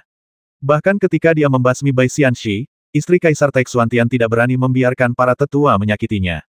Dengan cara ini, keterampilan ditunjukkan di papan catur. Jika seseorang memiliki kemampuan ini, maka dia dapat mengalahkan semua 6 ibel, tetapi dia tidak akan menyakiti lawannya. Karena menyakiti keluarga kerajaan akan berakibat buruk dan mungkin dapat menyebabkan perang di istana kekaisaran. Anda harus tahu bahwa ketiga kaisar abadi ini secara diam-diam mendirikan istana abadi-abadi 10.000 tahun yang lalu dan bergabung untuk mengejar keabadian. Selama periode ini, orang-orang baru bergabung dan orang-orang lama berkhianat. Setelah 10.000 tahun, hanya tersisa 3, membentuk keseimbangan kekuatan 3 arah. Tetapi sekarang pertempuran sudah berlangsung lama, mereka semua lelah dan tidak ingin memulai perang lagi. Justru karena itulah aturan tak tertulis tersebut muncul dan diikuti oleh semua orang. Alasan mengapa istri Kaisar Taixuan tidak percaya Fang Xing berani menahannya adalah karena, haha, Yang Mulia di Liu, apakah Anda sudah lama meninggalkan Langit Merah Agung dan melupakan segalanya? Melihat Fang Xing telah terdiam, istri Kaisar Taixuantian merasa lega, tersenyum dingin, dan terus melangkah maju. Mendengus. Ketiga pelindung Taixuantian jelas ketakutan oleh alarm palsu ini. Mereka marah dan mendengus dingin, lalu hendak pergi. Haha, menurutmu berapa lama aturan ini bisa dipertahankan? Fang Xing juga bereaksi pada saat ini, dan tersenyum saat dia melihat Dewa Abadi berlutut di depannya. Sang Abadi sedikit terkejut dan berpikir, aturan ini tentu saja tidak akan bertahan lama, tetapi mengapa kamu menanyakan hal ini? Melihat istri Kaisar Taixuantian sudah terbang menjauh, Fang Xing juga mencondongkan tubuhnya dan tersenyum dingin kepada Dewa Abadi karena aturan ini bukanlah sesuatu yang bisa dipertahankan dalam waktu lama, lalu mengapa repot-repot mengikutinya? Mengapa tidak memulainya dariku dan menghancurkan aturan ini? Anda, Sang Abadi sangat terkejut, dan tepat saat dia hendak mengatakan sesuatu, Fang Xing sudah bergegas keluar. Hulala, jubah merah darah di punggungnya terbentang, membuatnya tampak seperti sepotong merah darah. Dia bergegas menuju istri Kaisar Taixuantian. Sosoknya secepat kilat. Dalam sekejap, dia sudah berada di atas istri Kaisar Taixuantian. Dia menggenggam telapak tangannya yang besar ke bawah. Ketiga pelindung Taixuantian langsung terkejut. Mereka meraung dan sepenuhnya merangsang kekuatan jalan mereka sendiri seakan-akan mereka mempertaruhkan nyawa mereka. Mereka semua menyerang Fang Xing, tetapi Fang Xing berbalik dan menghunus pedangnya. Setelah beberapa retakan dan retakan, ketiga jalan itu hancur. Di Liu, kamu gila. Istri Kaisar Taixuantian juga tiba-tiba mendongak, berteriak ketakutan, dan menyalakan lampu minyak. Tetapi Fang Xing begitu cepat sehingga saat dia menyalakan lampu minyak, dia menamparnya dengan punggung tangannya dan menjatuhkannya. Pegang dia. Jika kau menginginkannya, mintalah suaminya untuk menebusnya dengan obat yang berharga. Berdiri di udara dengan kedua tangan di belakang punggungnya, Fang Xing berteriak dingin, menggemparkan langit di sekitarnya hingga sunyi senyap. Putra Kaisar benar-benar ingin menahan istri Kaisar Taixuantian. Pemandangan di hadapan mereka tidak saja membuat takut tiga pelindung Taixuantian, tetapi juga para pelayan abadi dan penguasa abadi dari garis keturunan Dachitian. Mereka ingin menggosok mata dan melihat lagi, tidak percaya bahwa kejadian ini benar-benar terjadi. Akan tetapi, tidak peduli seberapa banyak mereka mengucek mata, keadaan tidak dapat berubah. Pangeran mereka benar-benar telah menahan Putri Taixuantian, dan keadaan sudah sampai pada titik ini, dan tidak ada yang bisa diubah. Belum lagi apakah mereka bisa mengubah fakta bahwa pangeran mereka menyerah menahan Putri Taixuantian, tamparan di wajah yang sangat brutal itu sudah cukup untuk membuat situasi menjadi tidak terkendali. Tidak peduli seberapa baik hati Yan Zhaoge, putra Kaisar Taixuantian, dia tidak akan duduk diam dan melihat wanitanya ditampar oleh seseorang, bukan. Putra Kaisar telah melanggar tabu. Oke. Ketiga penjaga Taixuantian berjuang untuk bangkit dari tanah, wajah mereka berubah pucat. Mereka menatap Kaisar Taixuantian yang berdiri dengan kedua tangan di belakang punggungnya, dan berkata dengan suara yang dalam, "Yang mulia Di Liu, kami akan memberitahu putra kami semua yang telah ia lakukan dan katakan hari ini. Saya hanya berharap Anda telah memikirkannya dengan matang dan siap menanggung konsekuensinya. Karena pangeran ini berani melakukannya, maka pikirkanlah akibatnya." Kaisar Langit Merah Agung mencibir setelah mendengar kata-kata mereka dan berkata, "Pergilah dan katakan pada putramu bahwa wanita itu telah menyinggung perasaanku dan aku menahannya. Jika dia ingin wanita itu kembali dalam keadaan utuh, dia harus meninggalkan 6 surga Ibel dan memberinya 10 kilogram dari masing-masing 10 sumber daya langka teratas di surga Taixuan milikmu. Jika tidak, dia akan bersiap untuk menikahi wanita lain." Sehat. Ketiga pelindung Taixuantian tidak tahu bagaimana harus menanggapi dan hanya bisa berkata oke dengan marah. Namun, istri Kaisar Taixuantian langsung berteriak setelah mendengar ini. "Tidak, jangan katakan kata-kata ini kepada Yan Zhao. Katakan padanya bahwa aku akan tetap suci dan tidak ada yang bisa menyentuhku. Aku lebih baik meledakkan tubuhku dan menghancurkan jiwaku daripada membiarkan siapapun menyentuhku. Kau harus ingat untuk memberitahu Yan Zhao agar datang dan menyelamatkanku." Kata-kata histeris ini membuatnya terdengar agak menyedihkan. "Haha, kenapa aku merasa kau lebih kerasukan daripada ibel idiot itu?" Fang Xing melirik istri Kaisar Taixuan dan merasa ada yang aneh. Dia tak dapat menahan diri untuk tidak mencibir. Namun istri Kaisar Taixuantian hanya menatapnya dengan tajam tanpa berkata sepatah kata pun. Tiga tetua Taixuantian terbang dan menghilang di antara langit dan bumi dalam sekejap. Suasana menyedihkan pun muncul, sangat membebani hati para makhluk abadi, dan mereka tidak tahu bagaimana cara meredakannya. Salam untuk Langit Merah Agung, Yang Mulia Kaisar Liu. Pada saat ini, di jiletian bawah, muncul sosok-sosok pemalu yang tak terhitung jumlahnya, gemetar dan bersujud di tanah. Melihat sekeliling, ada kepala di mana-mana. Di tanah ada prajurit abadi dan Jenderal Ibel Jiletian. Melihat situasi sudah diputuskan, mereka tahu bahwa mereka tidak bisa bersembunyi lebih lama lagi. Mereka awalnya dipimpin oleh Jun Yi, dan diam-diam berencana untuk melayani Taixuantian. Namun, pada saat ini, putra dan selir Kaisar Taixuantian ditahan, dan Jun Yi juga tewas di tangan Raja Ibel Jile. Pilihan apa lagi yang mereka miliki? Tentu saja, dia akan bersujud kepada siapapun yang masih berdiri. Dibandingkan dengan Dayu Heaven yang masih terbagi menjadi 3 bagian dan pemenang akhirnya belum muncul, kepemilikan Jiletian telah berubah total. Dan ini hampir tidak dapat dianggap sebagai peristiwa bahagia bagi para dewa dan pelayan mereka di Langit Merah Agung. Walaupun mereka masih belum tahu bagaimana segala sesuatunya telah berubah, mereka dapat melihat satu hal, surga kini telah menjadi milik Langit Merah Agung. Tentu saja ini tidak ada apa-apanya dibandingkan dengan awan gelap yang menggantung di atas kepala mereka. "Ayo, terus minum." Fang Xing berbalik dan mengatakan sesuatu kepada orang aneh dari keluarga Yuan, lalu berbalik dan hendak pergi dengan tangan di belakang punggungnya. Orang aneh dari keluarga Yuan itu hanya terkekeh dan menoleh ke arah biksu berpakaian putih yang sedang duduk bersila di udara. Fang Xing bergumam, "Jangan pedulikan biksu ini. Dia mendapat tawaran bagus kali ini." Shen Xiu menundukkan kepalanya dan tersenyum setelah mendengar ini, lalu perlahan mengikuti mereka. Namun, jika dibandingkan dengan kemudahan dan kenyamanan yang dirasakan oleh ketiga orang tersebut, maka penghuni surga yang lain pun merasakan beban yang amat berat di dalam hatinya.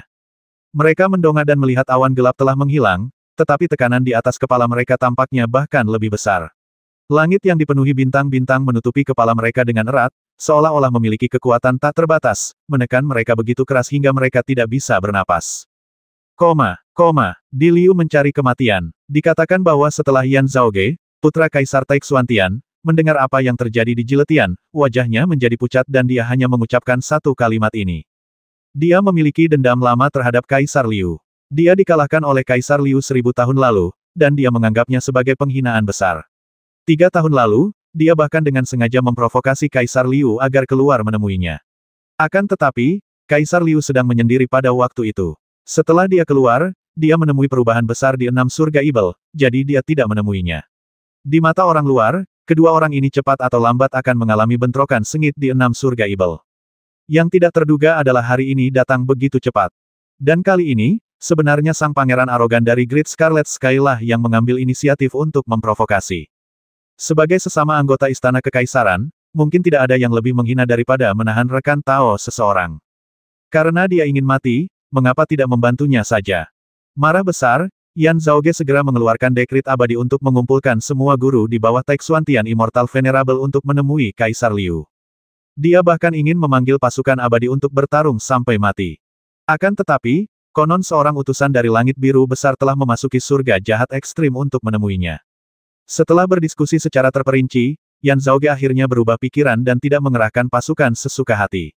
Dia hanya berencana membawa pasukan pribadinya dan sekelompok Master Taixuantian untuk bernegosiasi dengan langit merah besar.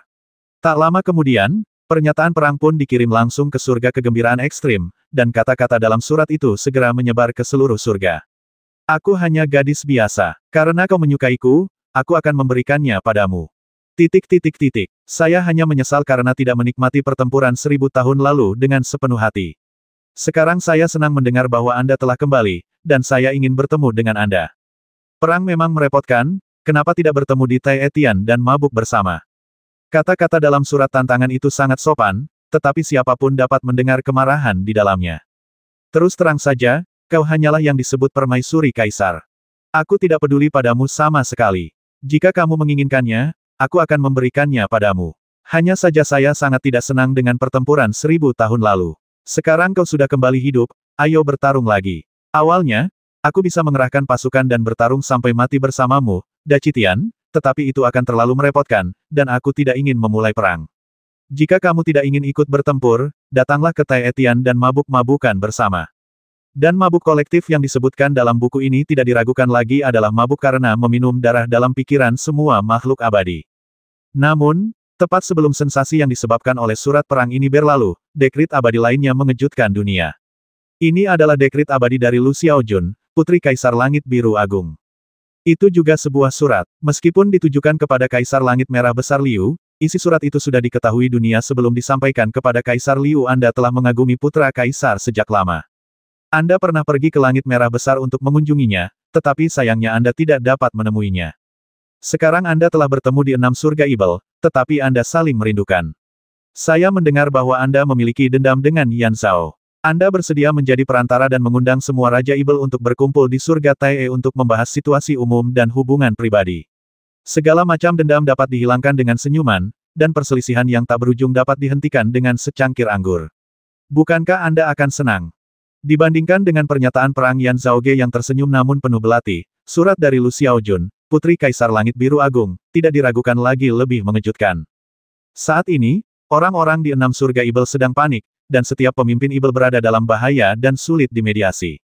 Ini juga merupakan situasi yang sengaja diganggu oleh Putra Kaisar Langit Merah Agung. Akan tetapi, Putri Langit Biru Agung ini, mengincar situasi ini, sekadar memanfaatkan masalah antara Kaisar Liu dan Yan Zhaoge untuk mengundang semua orang duduk dan berbincang. Tampaknya dia sangat berani dan ingin menyelesaikan semua masalah sekaligus. Kemungkinan lain adalah dengan melakukan ini, dia juga memaksa Putra Kaisar Langit Merah Agung untuk pergi ke surga Tae. Karena semua orang sedang duduk untuk membahas situasi umum, jika Anda, orang Daci, tidak datang, itu akan seperti ditinggalkan dan ditendang keluar. Bagaimana jika Dachang Tian ada di sana dan telah mencapai kesepakatan dengan Tai Xuan Tian dan 3 Ibel yang tersisa? Mereka bahkan dapat bergabung untuk merebut Dayu Tian. Saat itu, aku khawatir di antara 6 surga Ibel, Daci Tian hanya akan bisa berakhir dengan Jile Tian. Yang lebih penting, bahkan jika itu masalahnya, Taixuan Tian selalu dapat menggunakan masalah selir kaisar untuk menyerang Daci Tian. Tetapi jika Putra Kaisar Langit Merah Agung pergi ke sana, dia tidak hanya akan ditekan oleh Taixuan Tian, tetapi bahkan Dachang Tian pun mungkin tidak akan bersikap sesopan yang terlihat. Lagi pula, di antara 6 Ibel, Bai Xianxi, yang paling setia kepada Dachang Tian, dipenggal oleh Putra Kaisar ini sendiri. Siapa yang bisa menjamin bahwa Dachang Tian tidak mempunyai dendam di hatinya, dan tidak akan bergandengan tangan dengan Taixuan Tian untuk diam-diam menyingkirkan The Scarlet Sky? Situasi saat ini benar-benar seperti, Anda tidak yakin apakah harus ke kiri atau kanan. Tetapi pada analisis akhir, itu tetap saja merupakan kesalahan Kaisar Langit Merah Agung sendiri. Jika dia tidak bertindak gegabah dan menahan Putri Kaisar Taixuan Tian karena kemarahan sesaat, bagaimana dia bisa jatuh ke titik ini.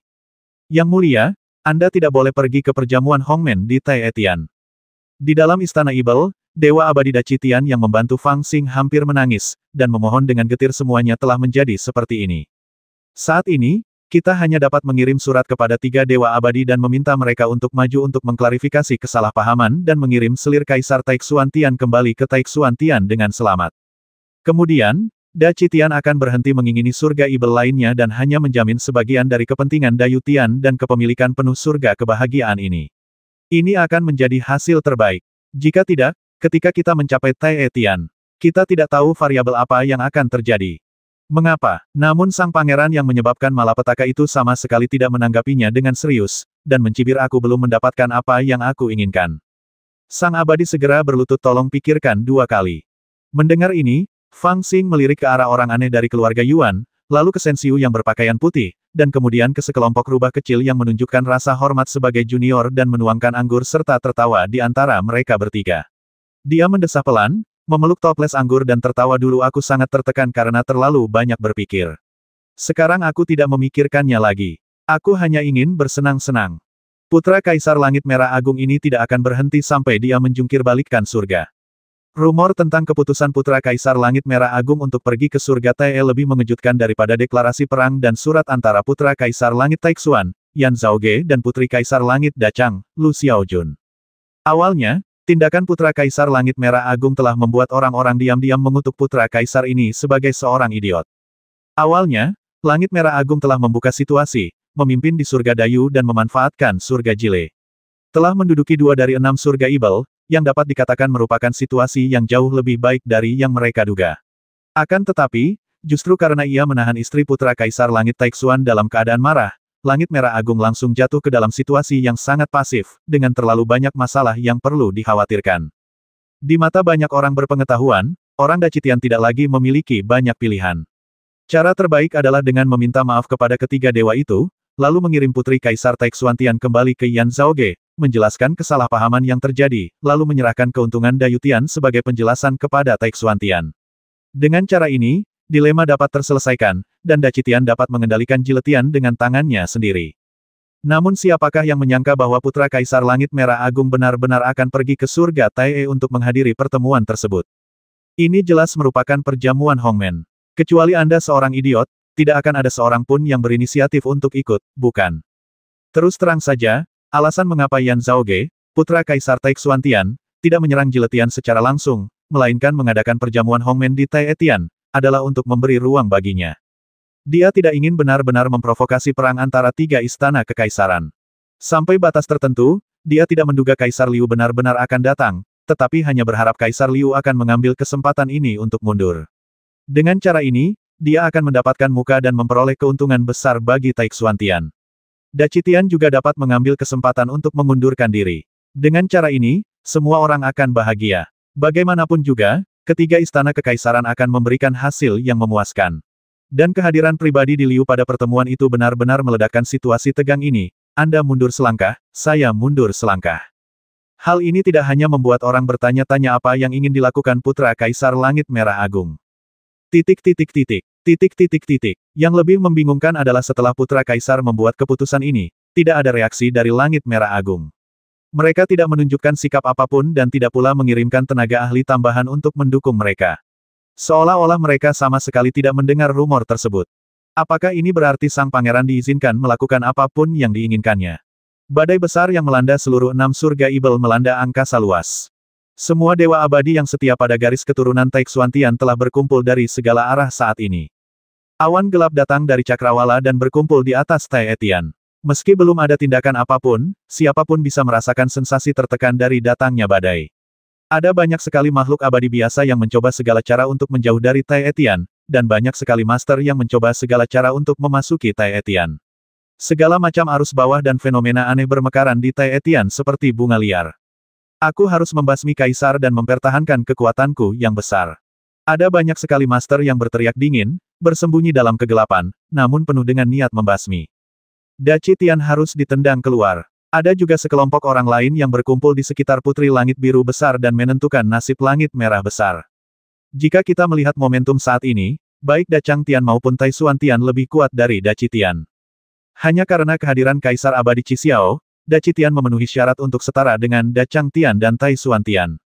Namun sekarang, ketiga Kaisar Abadi semuanya telah menutup pintu mereka dan memahami jalan surga, dan Daci Tian telah kehilangan dukungan terbesarnya. Saat ini, dalam hal kekuatan yang tersisa, Daci Tian mungkin tidak sekuat keduanya. Namun sekarang, putra Kaisar Daci Tian pertama-tama membasmi mayat Bai Xian dan kemudian memenjarakan istri Kaisar Tai Xuan. Apakah ini akan berperang dengan Dachang Tian dan Tai Xuan Tian pada saat yang sama? Rumor ini juga membuat banyak kekuatan kecil yang terjepit di antara tiga istana kekaisaran berpikir. Banyak pasukan kecil mencoba memancing di perairan keruh sementara tiga istana kekaisaran bertempur di dalam 6 surga Ibel. Namun sekarang, situasinya telah berubah drastis dan badai akan segera datang. Tentu saja, sudah waktunya bagi mereka untuk membuat pilihan. Mereka diam-diam menyimpan dendam dalam hati mereka. Aku benar-benar tidak tahu apa yang dipikirkan putra Kaisar Langit Merah Agung ini. Haha, aku tahu apa yang dipikirkan bandit kecil itu. Namun di beberapa tempat yang tidak diketahui, beberapa orang tertawa terbahak-bahak setelah mendengar berita tersebut. Awalnya, dialah yang membuat pilihan, tetapi dia jelas bosan, jadi dia melemparkan masalah sulit itu kepada kami. Di atas Gunung Ungu di surga Wangyu, beberapa orang dengan kultivasi mendalam tetapi tersembunyi rahasia sedang duduk bersila dan berdiskusi. Ketika salah satu di antara mereka, seekor gagak emas besar, mendengar berita bahwa putra Kaisar Langit Merah Agung akan pergi ke surga Tae untuk menghadiri perjamuan, ia pun tertawa terbahak-bahak dan mengungkap rahasianya dalam satu kalimat. Kami selama ini menghindarinya dan merasa tidak nyaman untuk bertemu dengannya, tetapi sekarang, kami tidak bisa bersembunyi lebih lama lagi. Wanita lain yang berpakaian merah berkata dengan tenang, ayo pergi, jangan khawatir tentang apa yang terjadi di sini, ayo pergi ke Tai Etian. Apakah dia punya jawaban dalam pikirannya? Di langit yang jahat, wanita berpakaian putih yang telah berkultivasi dalam pengasingan di tanah terpencil ini selama beberapa tahun, perlahan membuka matanya setelah mendengar berita itu. Tanpa berpikir panjang, dia berdiri dan menginjak kepala ular putih yang datang melaporkan berita itu kepadanya. Kemudian, di bawah bimbingan ular putih, dia berubah menjadi cahaya putih dan langsung melesat ke langit. Hampir dalam sekejap, dia menerobos udara, dan hanya suara samar yang keluar perlahan, adik Fang, sudah waktunya aku melindungimu. Yang mulia, Anda belum menerima warisan lengkap, Anda tidak bisa pergi tanpa izin. Di alam luas lainnya, di atas ombak biru, seorang pria berjubah emas berdiri di atas laut, menatap ke langit, seakan tengah memikirkan sesuatu. Di belakangnya, ada beberapa lelaki tua yang mencoba membujuk kami, dengan ekspresi khawatir di wajah mereka. Alasan mengapa klan naga kami dapat bertahan dari semua jenis bencana dan tidak pernah merusak warisan adalah karena kami selalu berusaha sebaik mungkin untuk tetap netral dan tidak pernah secara langsung berpartisipasi dalam perselisihan antara manusia, monster, Buddha, dan Ibel. Sekarang, surga mengasihani kami. Dalam menghadapi bencana abadi klan naga, kalian telah datang ke negeri dongeng untuk mewarisi Taoisme dan melindungi kami. Yang harus kami lakukan sekarang adalah menjaga istana naga dan membiarkan mereka bertarung dan menunggu kesempatan yang tepat. Menunggu kesempatan yang tepat. Mendengar ini, lelaki berjubah emas itu mencibir, bagaimana kau bisa tahu bahwa aku bisa lolos dari kutukan 9 roh dari Tianyuan karena dia, bahwa aku bisa mendapatkan kesempatan untuk memasuki kolam guntur karena dia, bahwa aku bisa datang ke alam naga dari Tianyuan karena dia, dan bahwa aku bahkan bisa mendapatkan kehidupan abadi yang membuatku bisa mewarisi istana naga karena dia. Jika bukan karena dia, bagaimana mungkin aku bisa mendapatkan kesempatan untuk mewarisi istana leluhur klan naga dan menyelamatkanmu dari tangan Raja Ibel pelupa Xiao Beiming? Kau tidak perlu berkata apa-apa lagi. Pria berjubah emas itu berkata dengan dingin, aku menghormatinya dan memahaminya. Dia sedang dalam masalah sekarang, jadi aku tidak bisa mengabaikannya begitu saja. Aku tahu dia bukan orang yang mau terikat. Namun sekarang dia pasti terganggu oleh persaingan dari semua pihak. Aku ingin menemukannya dan memintanya untuk kembali ke wilayah naga agar kita bisa menghindari malapetaka ini bersama-sama. Tapi, dia orang luar. Kalau dia datang untuk mengingini warisan kuil leluhurku. Orang-orang tua di belakang masih sedikit ragu dan khawatir. Haha, dia tidak perlu mengingini warisan kuil leluhurku. Aku bisa memberinya apapun yang dia inginkan. Pria itu tertawa terbahak-bahak, membuat bawahannya kebingungan. Namun dia tidak berkata apa-apa lagi. Dia melambaikan tangannya dan tiba-tiba naik ke langit, berubah menjadi naga emas bercakar 5 dan terbang menjauh. Seperti yang diharapkan, Raja Dewa Sungai Kegelapan tidak mendengarkanmu. Dia masih bertarung hebat dengannya dan kembali dengan kekalahan. Di luar 33 langit, di padang bintang yang luas, di dalam kerajaan dewa yang tak terbatas, terdengarlah sebuah desahan. Seorang pria berpakaian hitam berdiri dengan tangan di belakang punggungnya, dan di belakangnya berdiri seorang wanita yang sangat cantik tetapi berwajah dingin. Heh, pelayan itu selalu begitu ambisius sehingga dia pikir dia tidak kalah kuat dari Raja Abadi. Tapi sebenarnya, dia hanya pandai melarikan diri. Tapi yang membuatku penasaran adalah bahwa Raja Dewa Yuhe cukup cakap, sementara Mongkia itu bahkan belum mengolah dao besar. Bagaimana dia mengalahkan Yuhe? Apakah ada ahli yang membantunya? Wanita berwajah dingin itu merenung dan berbicara, tampak sedikit bingung. Pria itu tersenyum pahit setelah mendengar ini budak jelek, kau masih belum cukup mengenalnya. Aku tidak akan terkejut dengan apapun yang bisa dilakukannya. Sekarang dia belum berhasil menembus, itu berarti hati daunnya belum jernih, yang berarti dia belum membuat pilihan. Haha, sekarang aliansi ilahi yang kau dirikan sedang dalam tekanan besar dan semakin sulit untuk maju. Jika kau bisa mengundangnya ke sini, itu akan mungkin untuk membalikkan keadaan. Itu saja, kali ini, aku harus pergi ke sana untukmu dan memberinya bantuan besar. Lelaki itu berbisik bagaimanapun, aku masih bisa dianggap setengah dari tuannya, jadi dia akan memberiku wajah ini. Aku menggunakan cara agung semua makhluk hidup untuk menyimpulkan rahasia surga, dan inilah saatnya baginya untuk menghadapi musibah hatinya. Di padang bintang luas lainnya, seorang lelaki tua dengan lembut meletakkan serpihan bambu di tangannya. Wajahnya yang seperti kulit jeruk menunjukkan sedikit kelelahan.